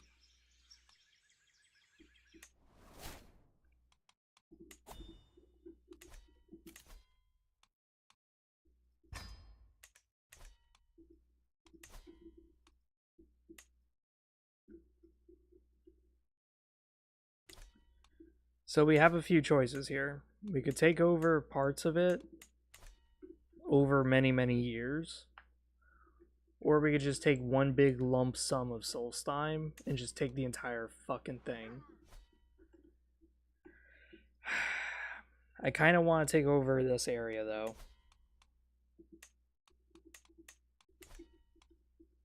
Just because it's good land. And House Indoril is extremely weak right now.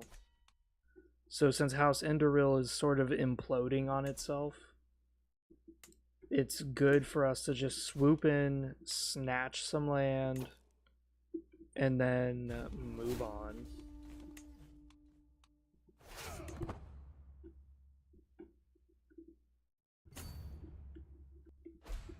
Yeah. Yeah, sure enough, a few people were joining.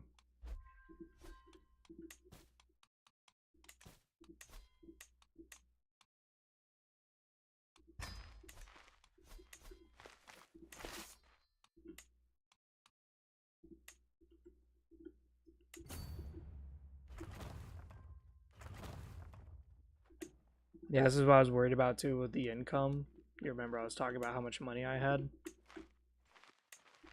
This is the exact kind of shit I was kind of worried about.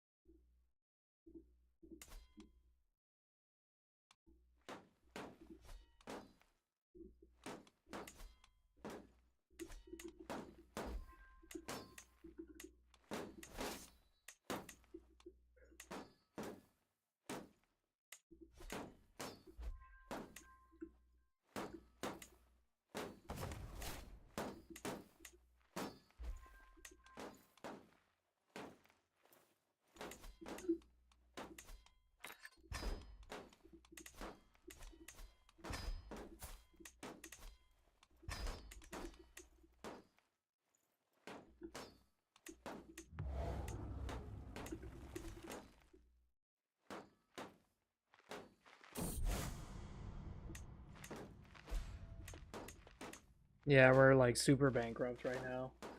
So this is the exact shit I was kind of scared of, was how much my army is gonna cost. Um,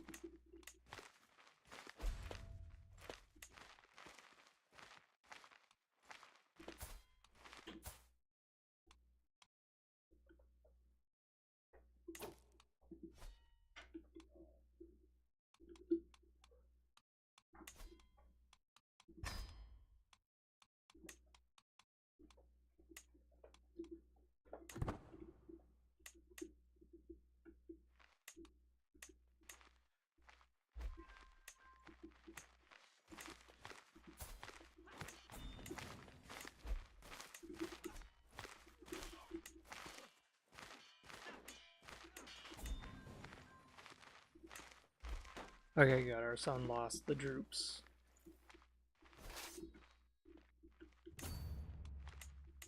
Why are we not, like, winning at all?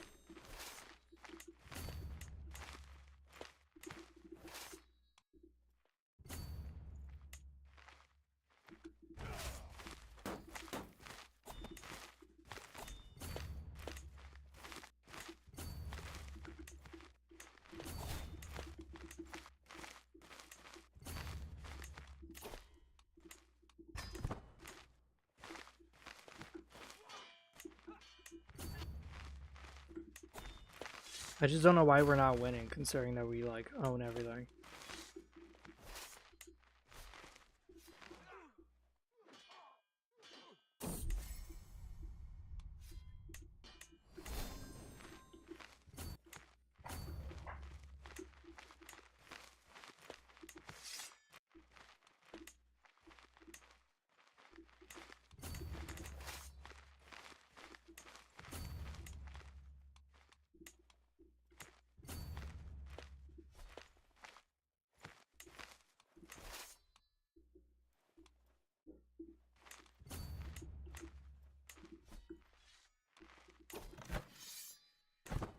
Oh.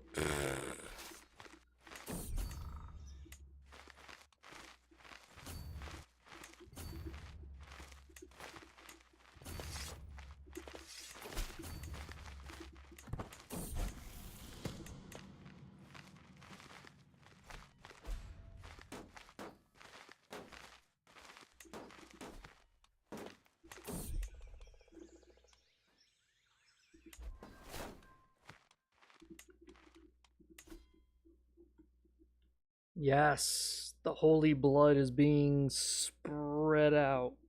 All of Vvardenfell knows the tale. No wonder why we weren't, like, winning the fucking war. We were sieging the wrong place this entire goddamn time. I was like, why the fuck am I not winning this war? I own, like, this guy's entire territory. And then it's like, oh, whoops. I don't own shit.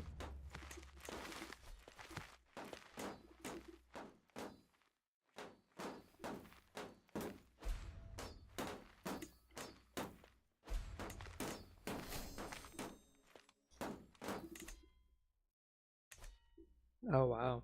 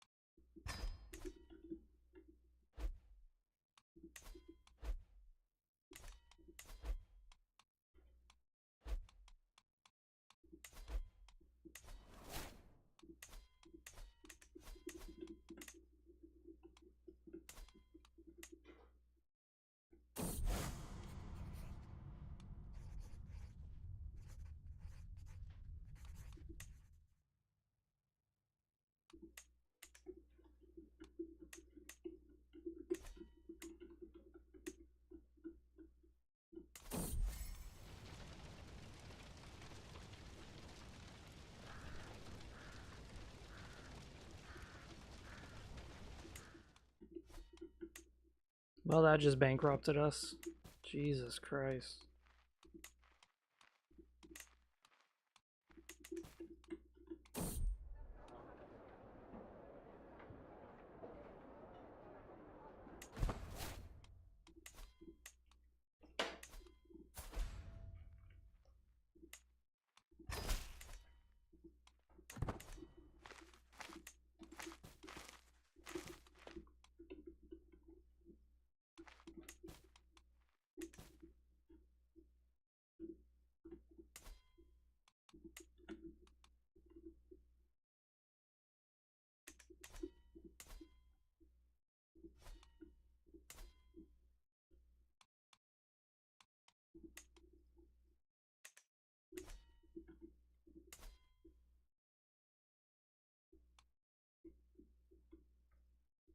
Oh my god, Eastern Skyrim is big as fuck.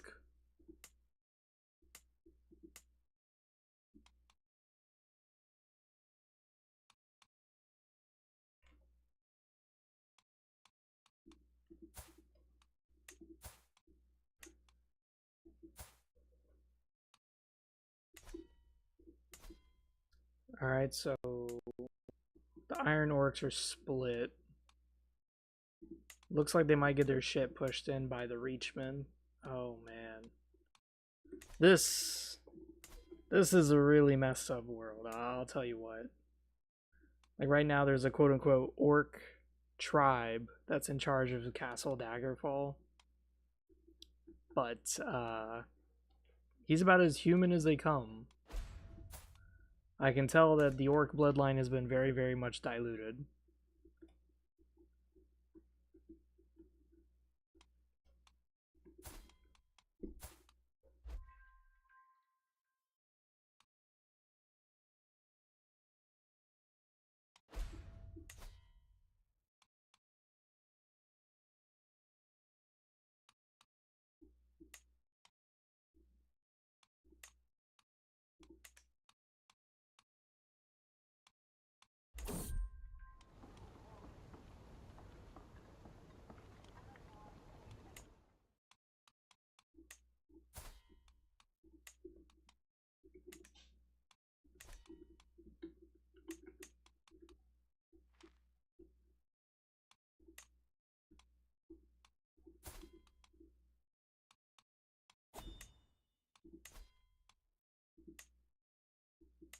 Oh my god, 200 gold. Is it that time to raid again? It is.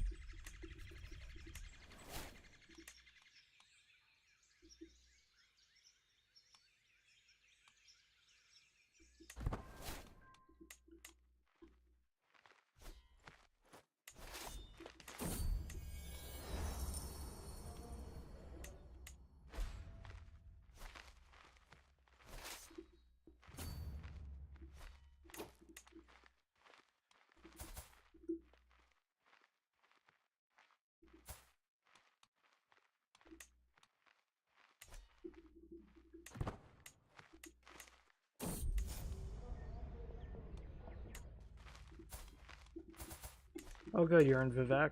Cool. When someone captures your people and you raid their area, there is a chance that you can steal them back.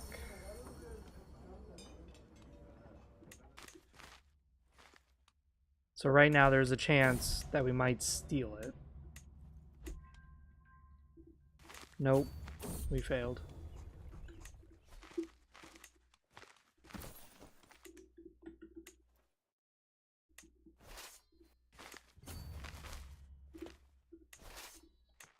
I think someone's trying to assassinate me, judging by how I just gained an ominous omen.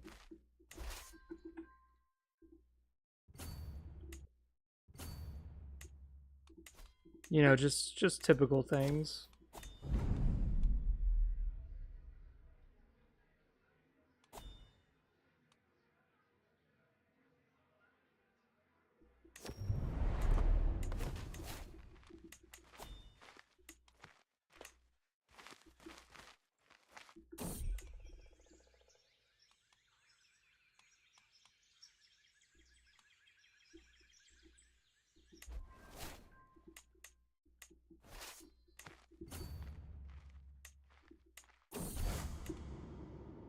No, I'm not. I'm not converting to the Temple of Azura. That is not happening.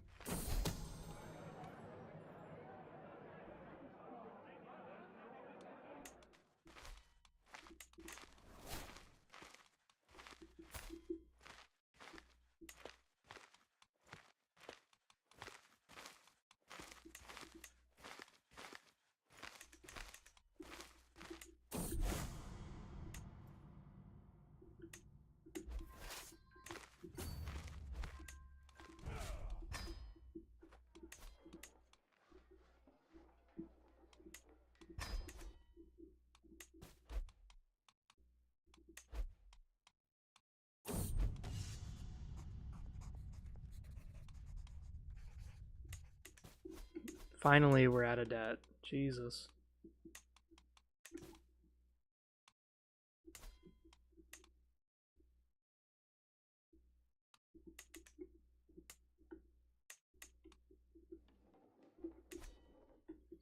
$44 development.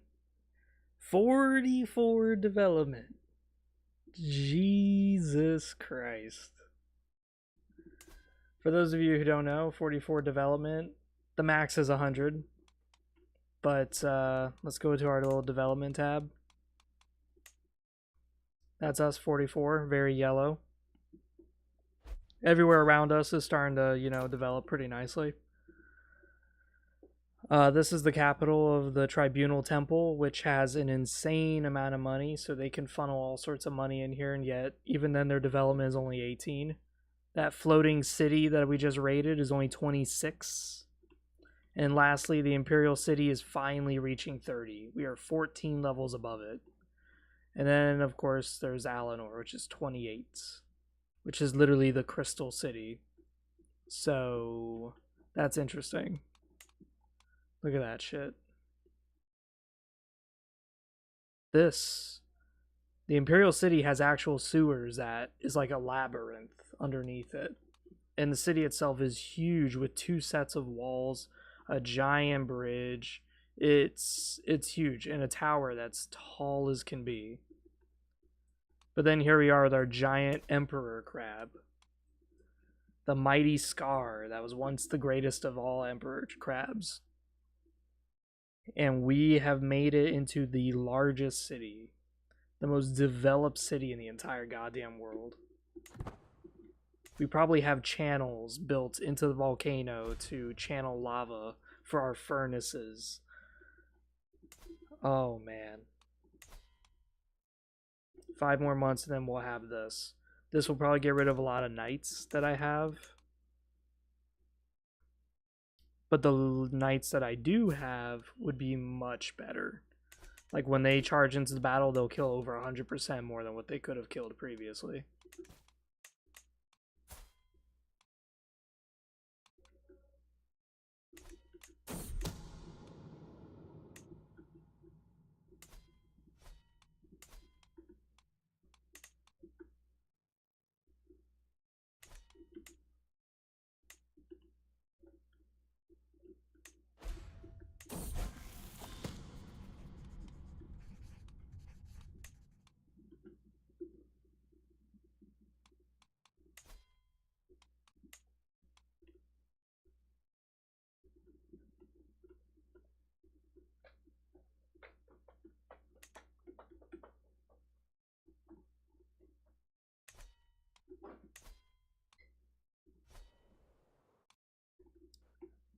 So yeah, right now we just gotta be a little careful.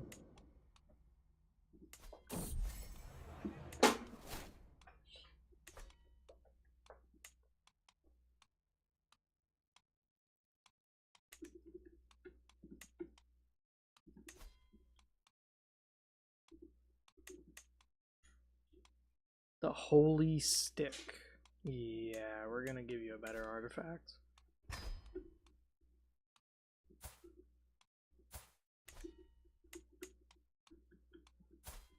Right now our stats are pretty crazy.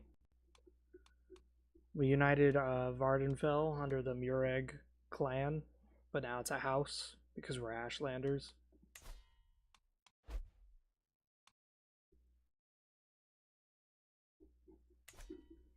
I am curious to what would happen if we took over a large piece of area. Oh my god, he has so many of those. We actually counter his army because we have the Ashlander champions who are good against heavy infantry. But I'm very curious to see what happens if we took over, like, let's say we took over the Imperial City, right? If we took this over and then we gave it to one of our best children and we made them independent, we said, listen, you're independent, you're on your own. We will only help you in certain wars if you call us into battle, but don't call us. Like, try your best not to call us. Like, I wonder what would happen. How long would they last? Or would they actually just start kicking ass because they have a holy order, which is our holy order, that they can call upon 2,000 dudes. So they'll just start kicking ass and just start taking everyone's name. Holy shit, this guy's getting big. I've taken over Alinor before as the Malmer. The Malmer is these boys. They're silver skin.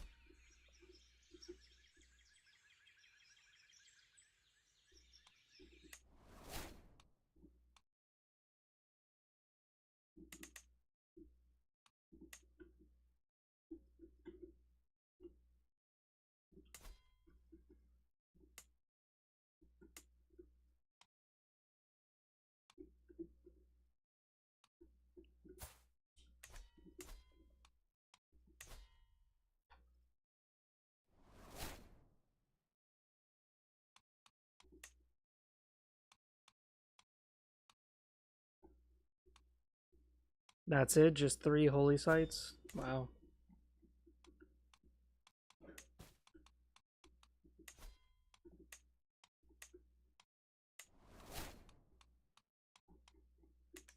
Yep. It just happened.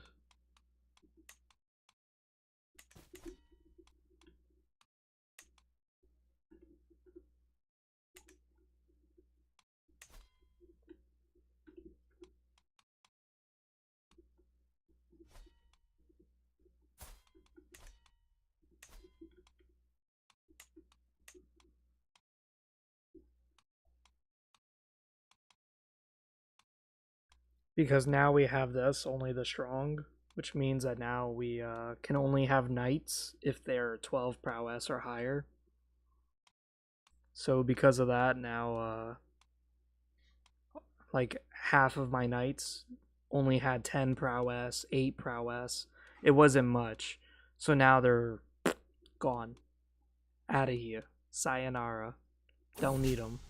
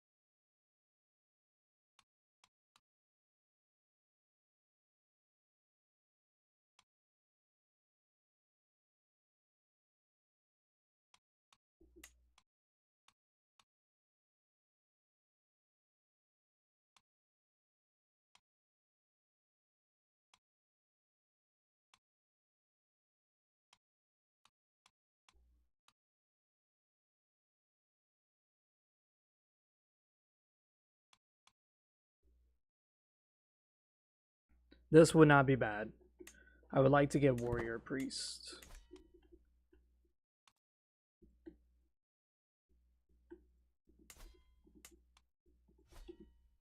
Because by having warrior priest, we would be able to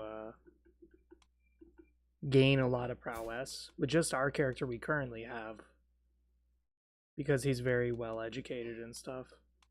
So by being a mystic and stuff, that would give him a lot. I think we should go raiding again. The only problem is that it's kind of hard to go raiding in places.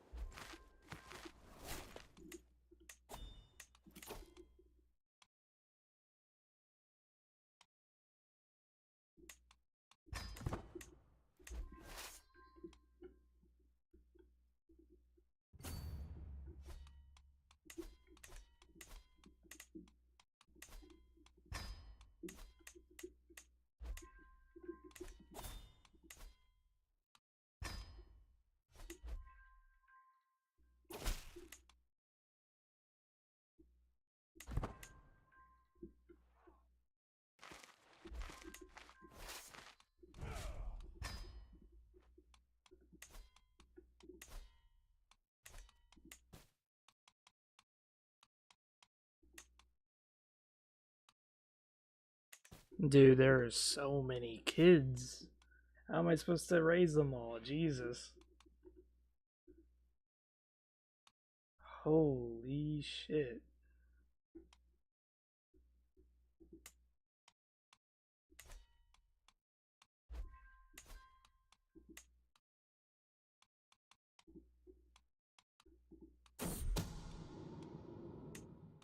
Alright, so who's got the highest skill? So my player air character is the one who's got like the most skill. Put a dragon in there for all I care. Yeah. This guy is my dumbass son because he got the slow trait, so he's retarded.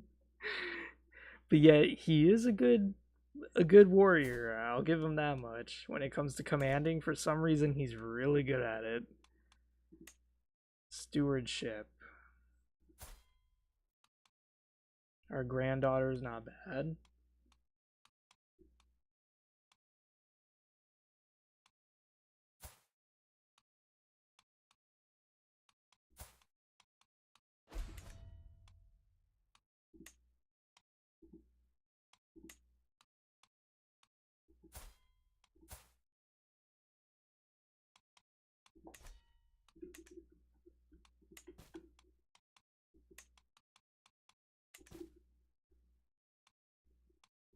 Hey, why'd you stop promoting? Promote my fucking legend.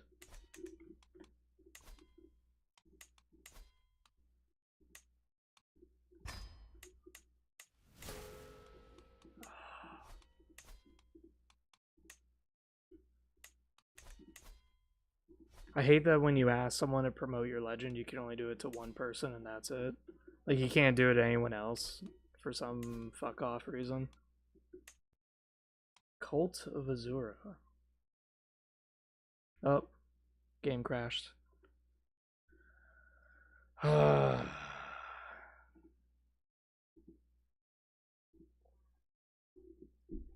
Okay.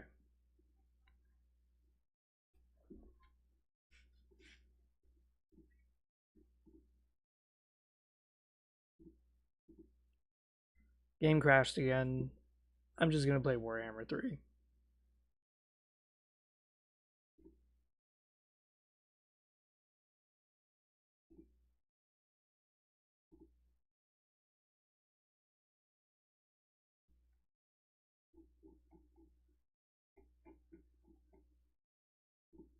Recently, I've been rewatching. What's it called? I've been rewatching like old StarCraft stuff.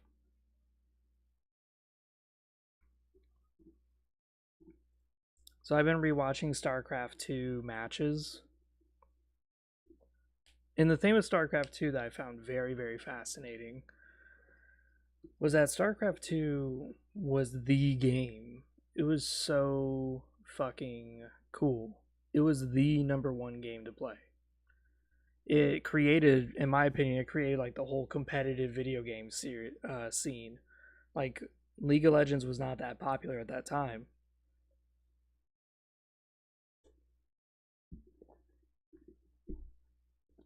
Like in 2008, if you said that you were watching like a professional game, you were talking about StarCraft. Because it was crazy, like millions of people showing up to an event, which is the first time ever for video games. And it was a strategy game nonetheless, which is even crazier. A strategy game? I'm the one true kid.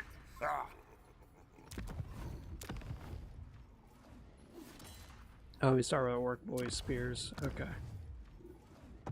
Brutality and cunning equals winning.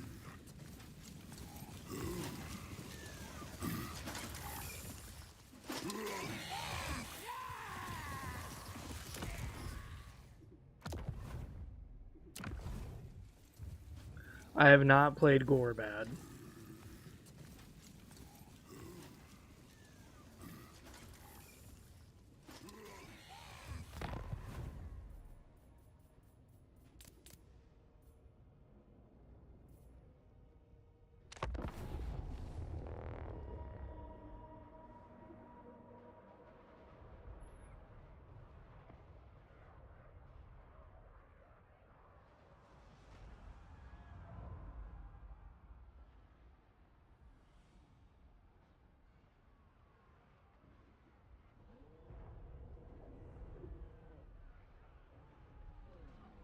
Apparently, Gorbad Ironclaw is like really easy.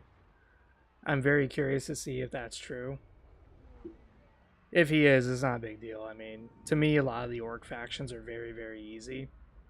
Wurzag is really easy because he just spams magic.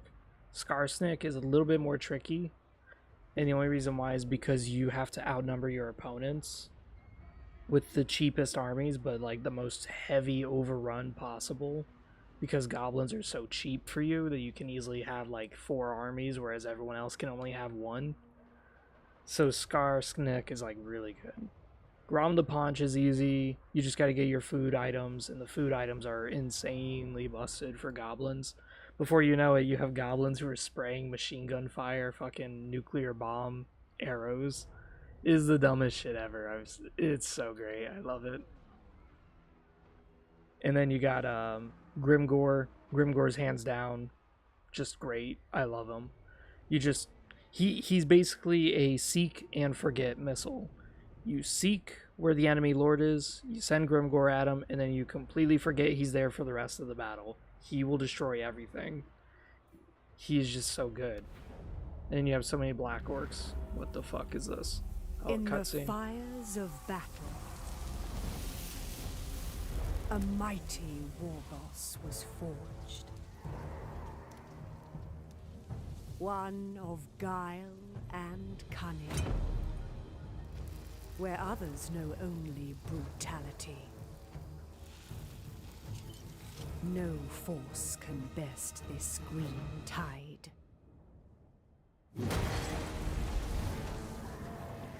The annihilator of armies.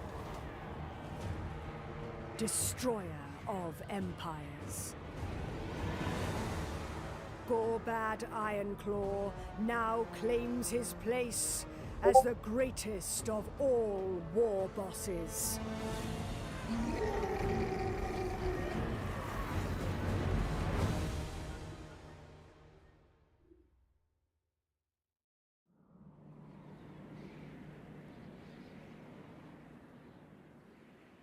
Get ready for proper mayhem, lads. Morglaw's itching for some mangling.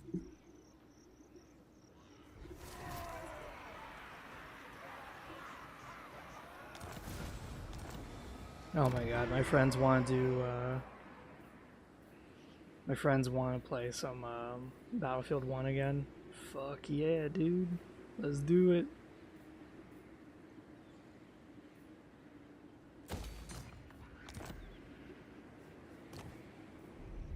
Alright, kind of a weird setup we have.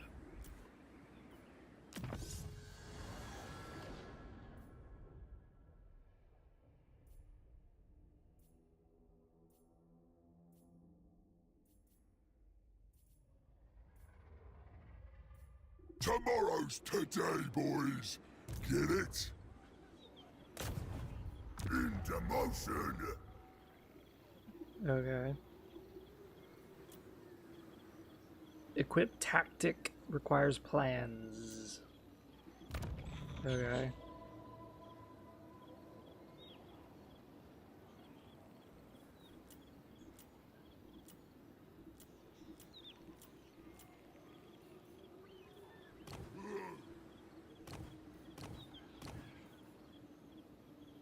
Flammable attacks for squigs. Are you fucking kidding me? That's so stupid. Yeah, we'll just do This this is one. the plan. Them gobos up to something again. Gorbad Ironclaw. Kill them all.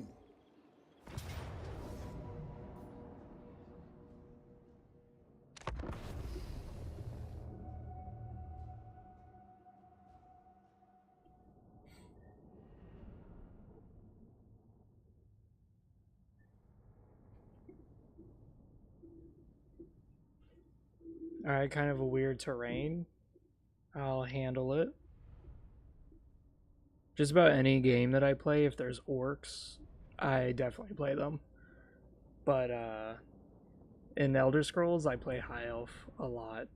And the reason why is because people don't really like High Elves. But people like orcs in Elder Scrolls. I could go either way. I usually prefer High Elves in Elder Scrolls. I like to play the faction that people don't like. Holy shit, 8 of them? 8 bolt throwers? That's a lot, dude. We had a great time.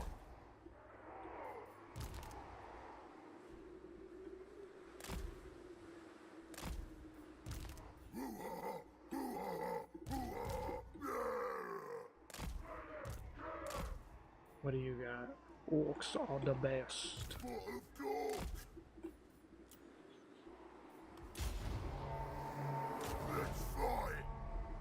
These kids won't cause us much trouble, but there are lots of them, so we better start early. Aim for the skies! This is it.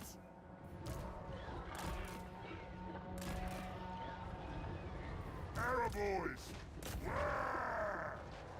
The war is here! Boys!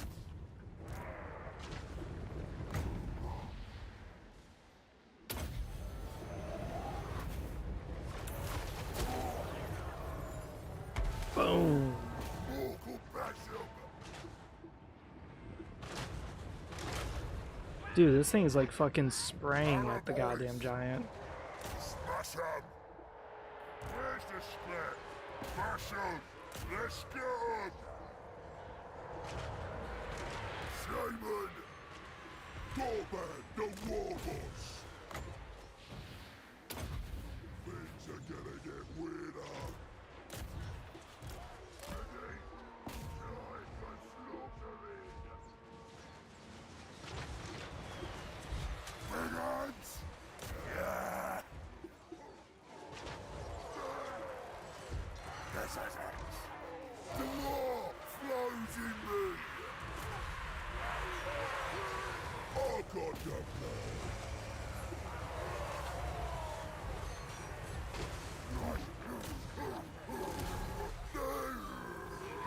Yeah!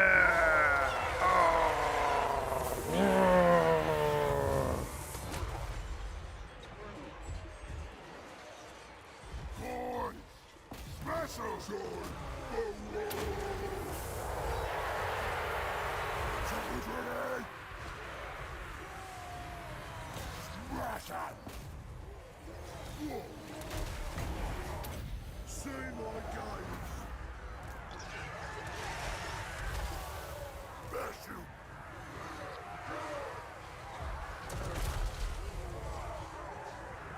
Wait!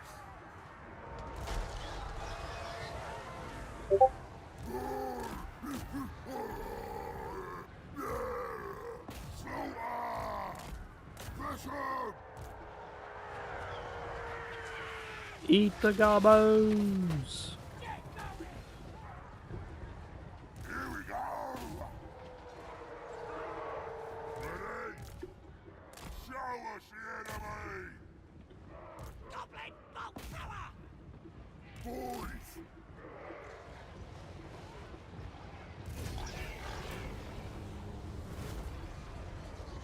Get 'em! Need something smashing? Dude, this thing is fucking chucking like crazy.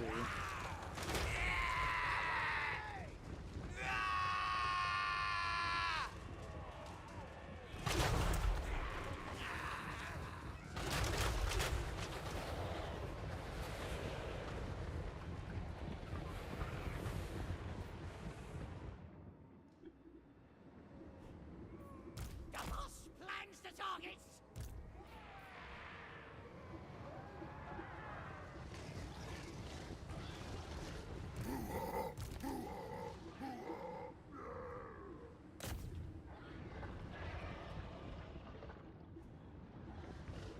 Chopper's ready! Ah, good. Exhausted now debuffs you. Nice. Run, boys! Shaman!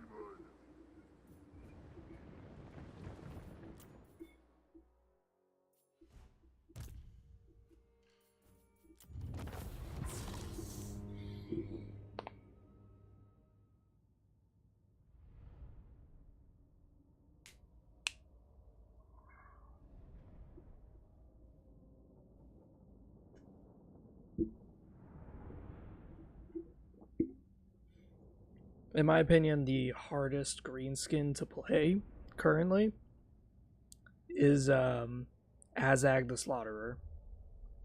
Azag has always been difficult, and the reason why is because he's not really a good melee lord. He's better than the average orc warlord, but not by much. And the average orc warlord is not that good. They're really not. So he's slightly better than them. And then he gets a flying mount, and the flying mount is pretty good. But the problem is that the flying mount makes him a big ass target for everyone to shoot him with arrows. And then he has death magic. Death magic is his biggest saving grace. But now, because of the river troll hags, all the other greenskins get death magic. So he's not so special anymore. One of the biggest things about Azag that can make him really good, though, is that he can give his troops magic attacks. Which is good when you're surrounded by chaos and vampires and shit like that. Combat, Iron Claw.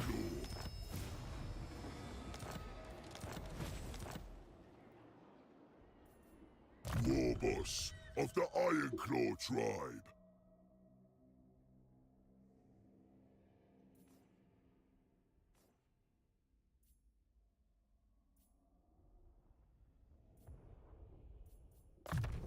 Proper stuff, that is.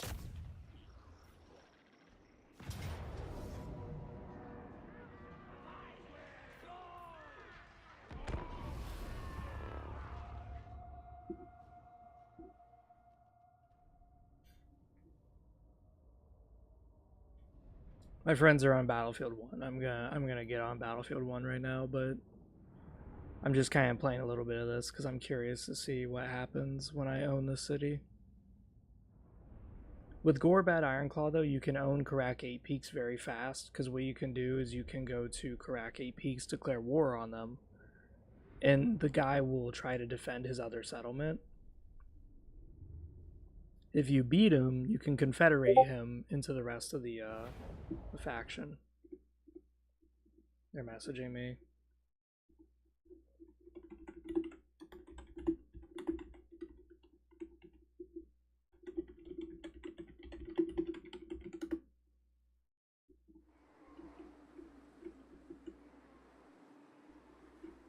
Goblin bolt thrower!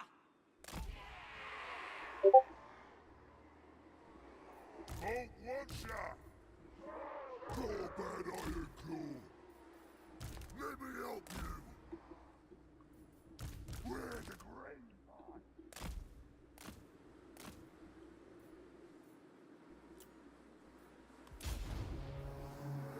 Shaman!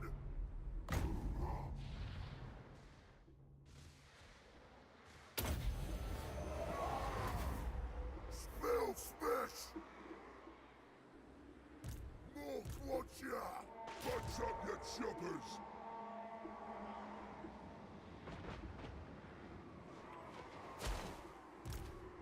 Firing for the boss! Ready! Time for slaughtering! Gorbad, Ironclaw! Good smashing! Bash summons! Biggins! Para boys! Right then! Where the grain tide! See my guns! Boom!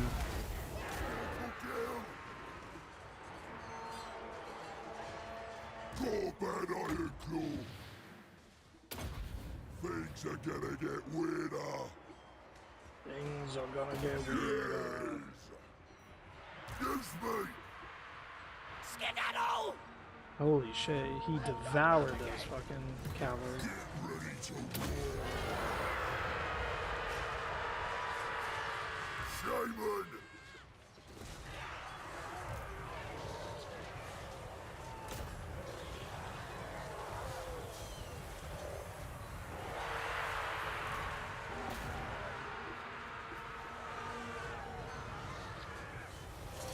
The squigs are rampaging! Oh no! Bolt throwers! Yeah! The war flows in me! Time for slaughtering! Shaman! Biggins! Gotta smash the world! Peace on war!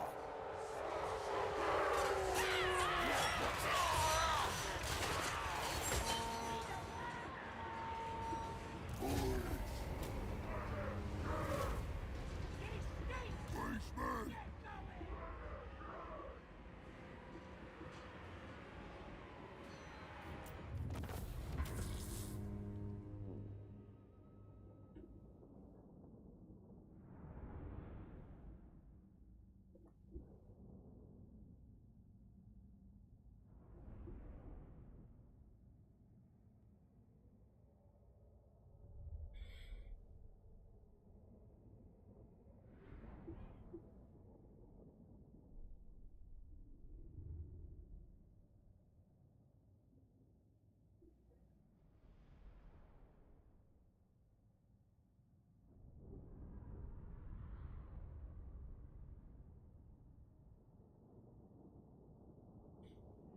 These bolt throwers that these goblins get is insane only because of how fast they shoot.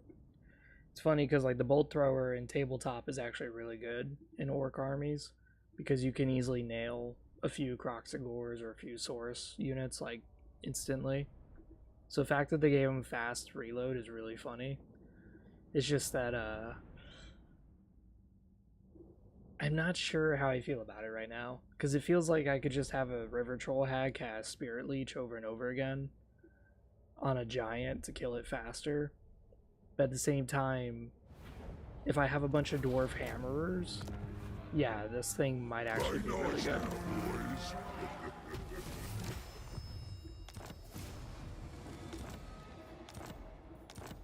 Alright, so is there anything else this guy gets? No, he gets the same thing. Okay. Go bad Iron Claw.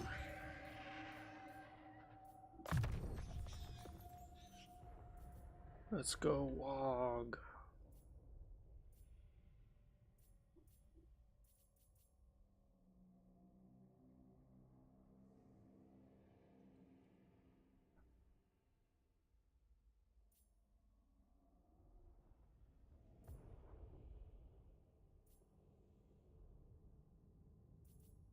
The best is always mine. I'm the war boss. You hear? I'm the supreme war boss.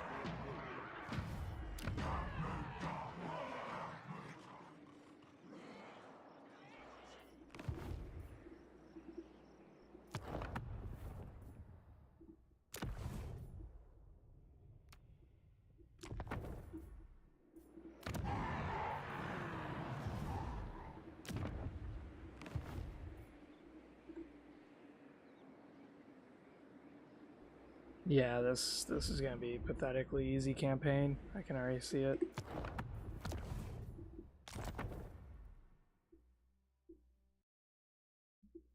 Alright, let me get on that battlefield one. Alright, see you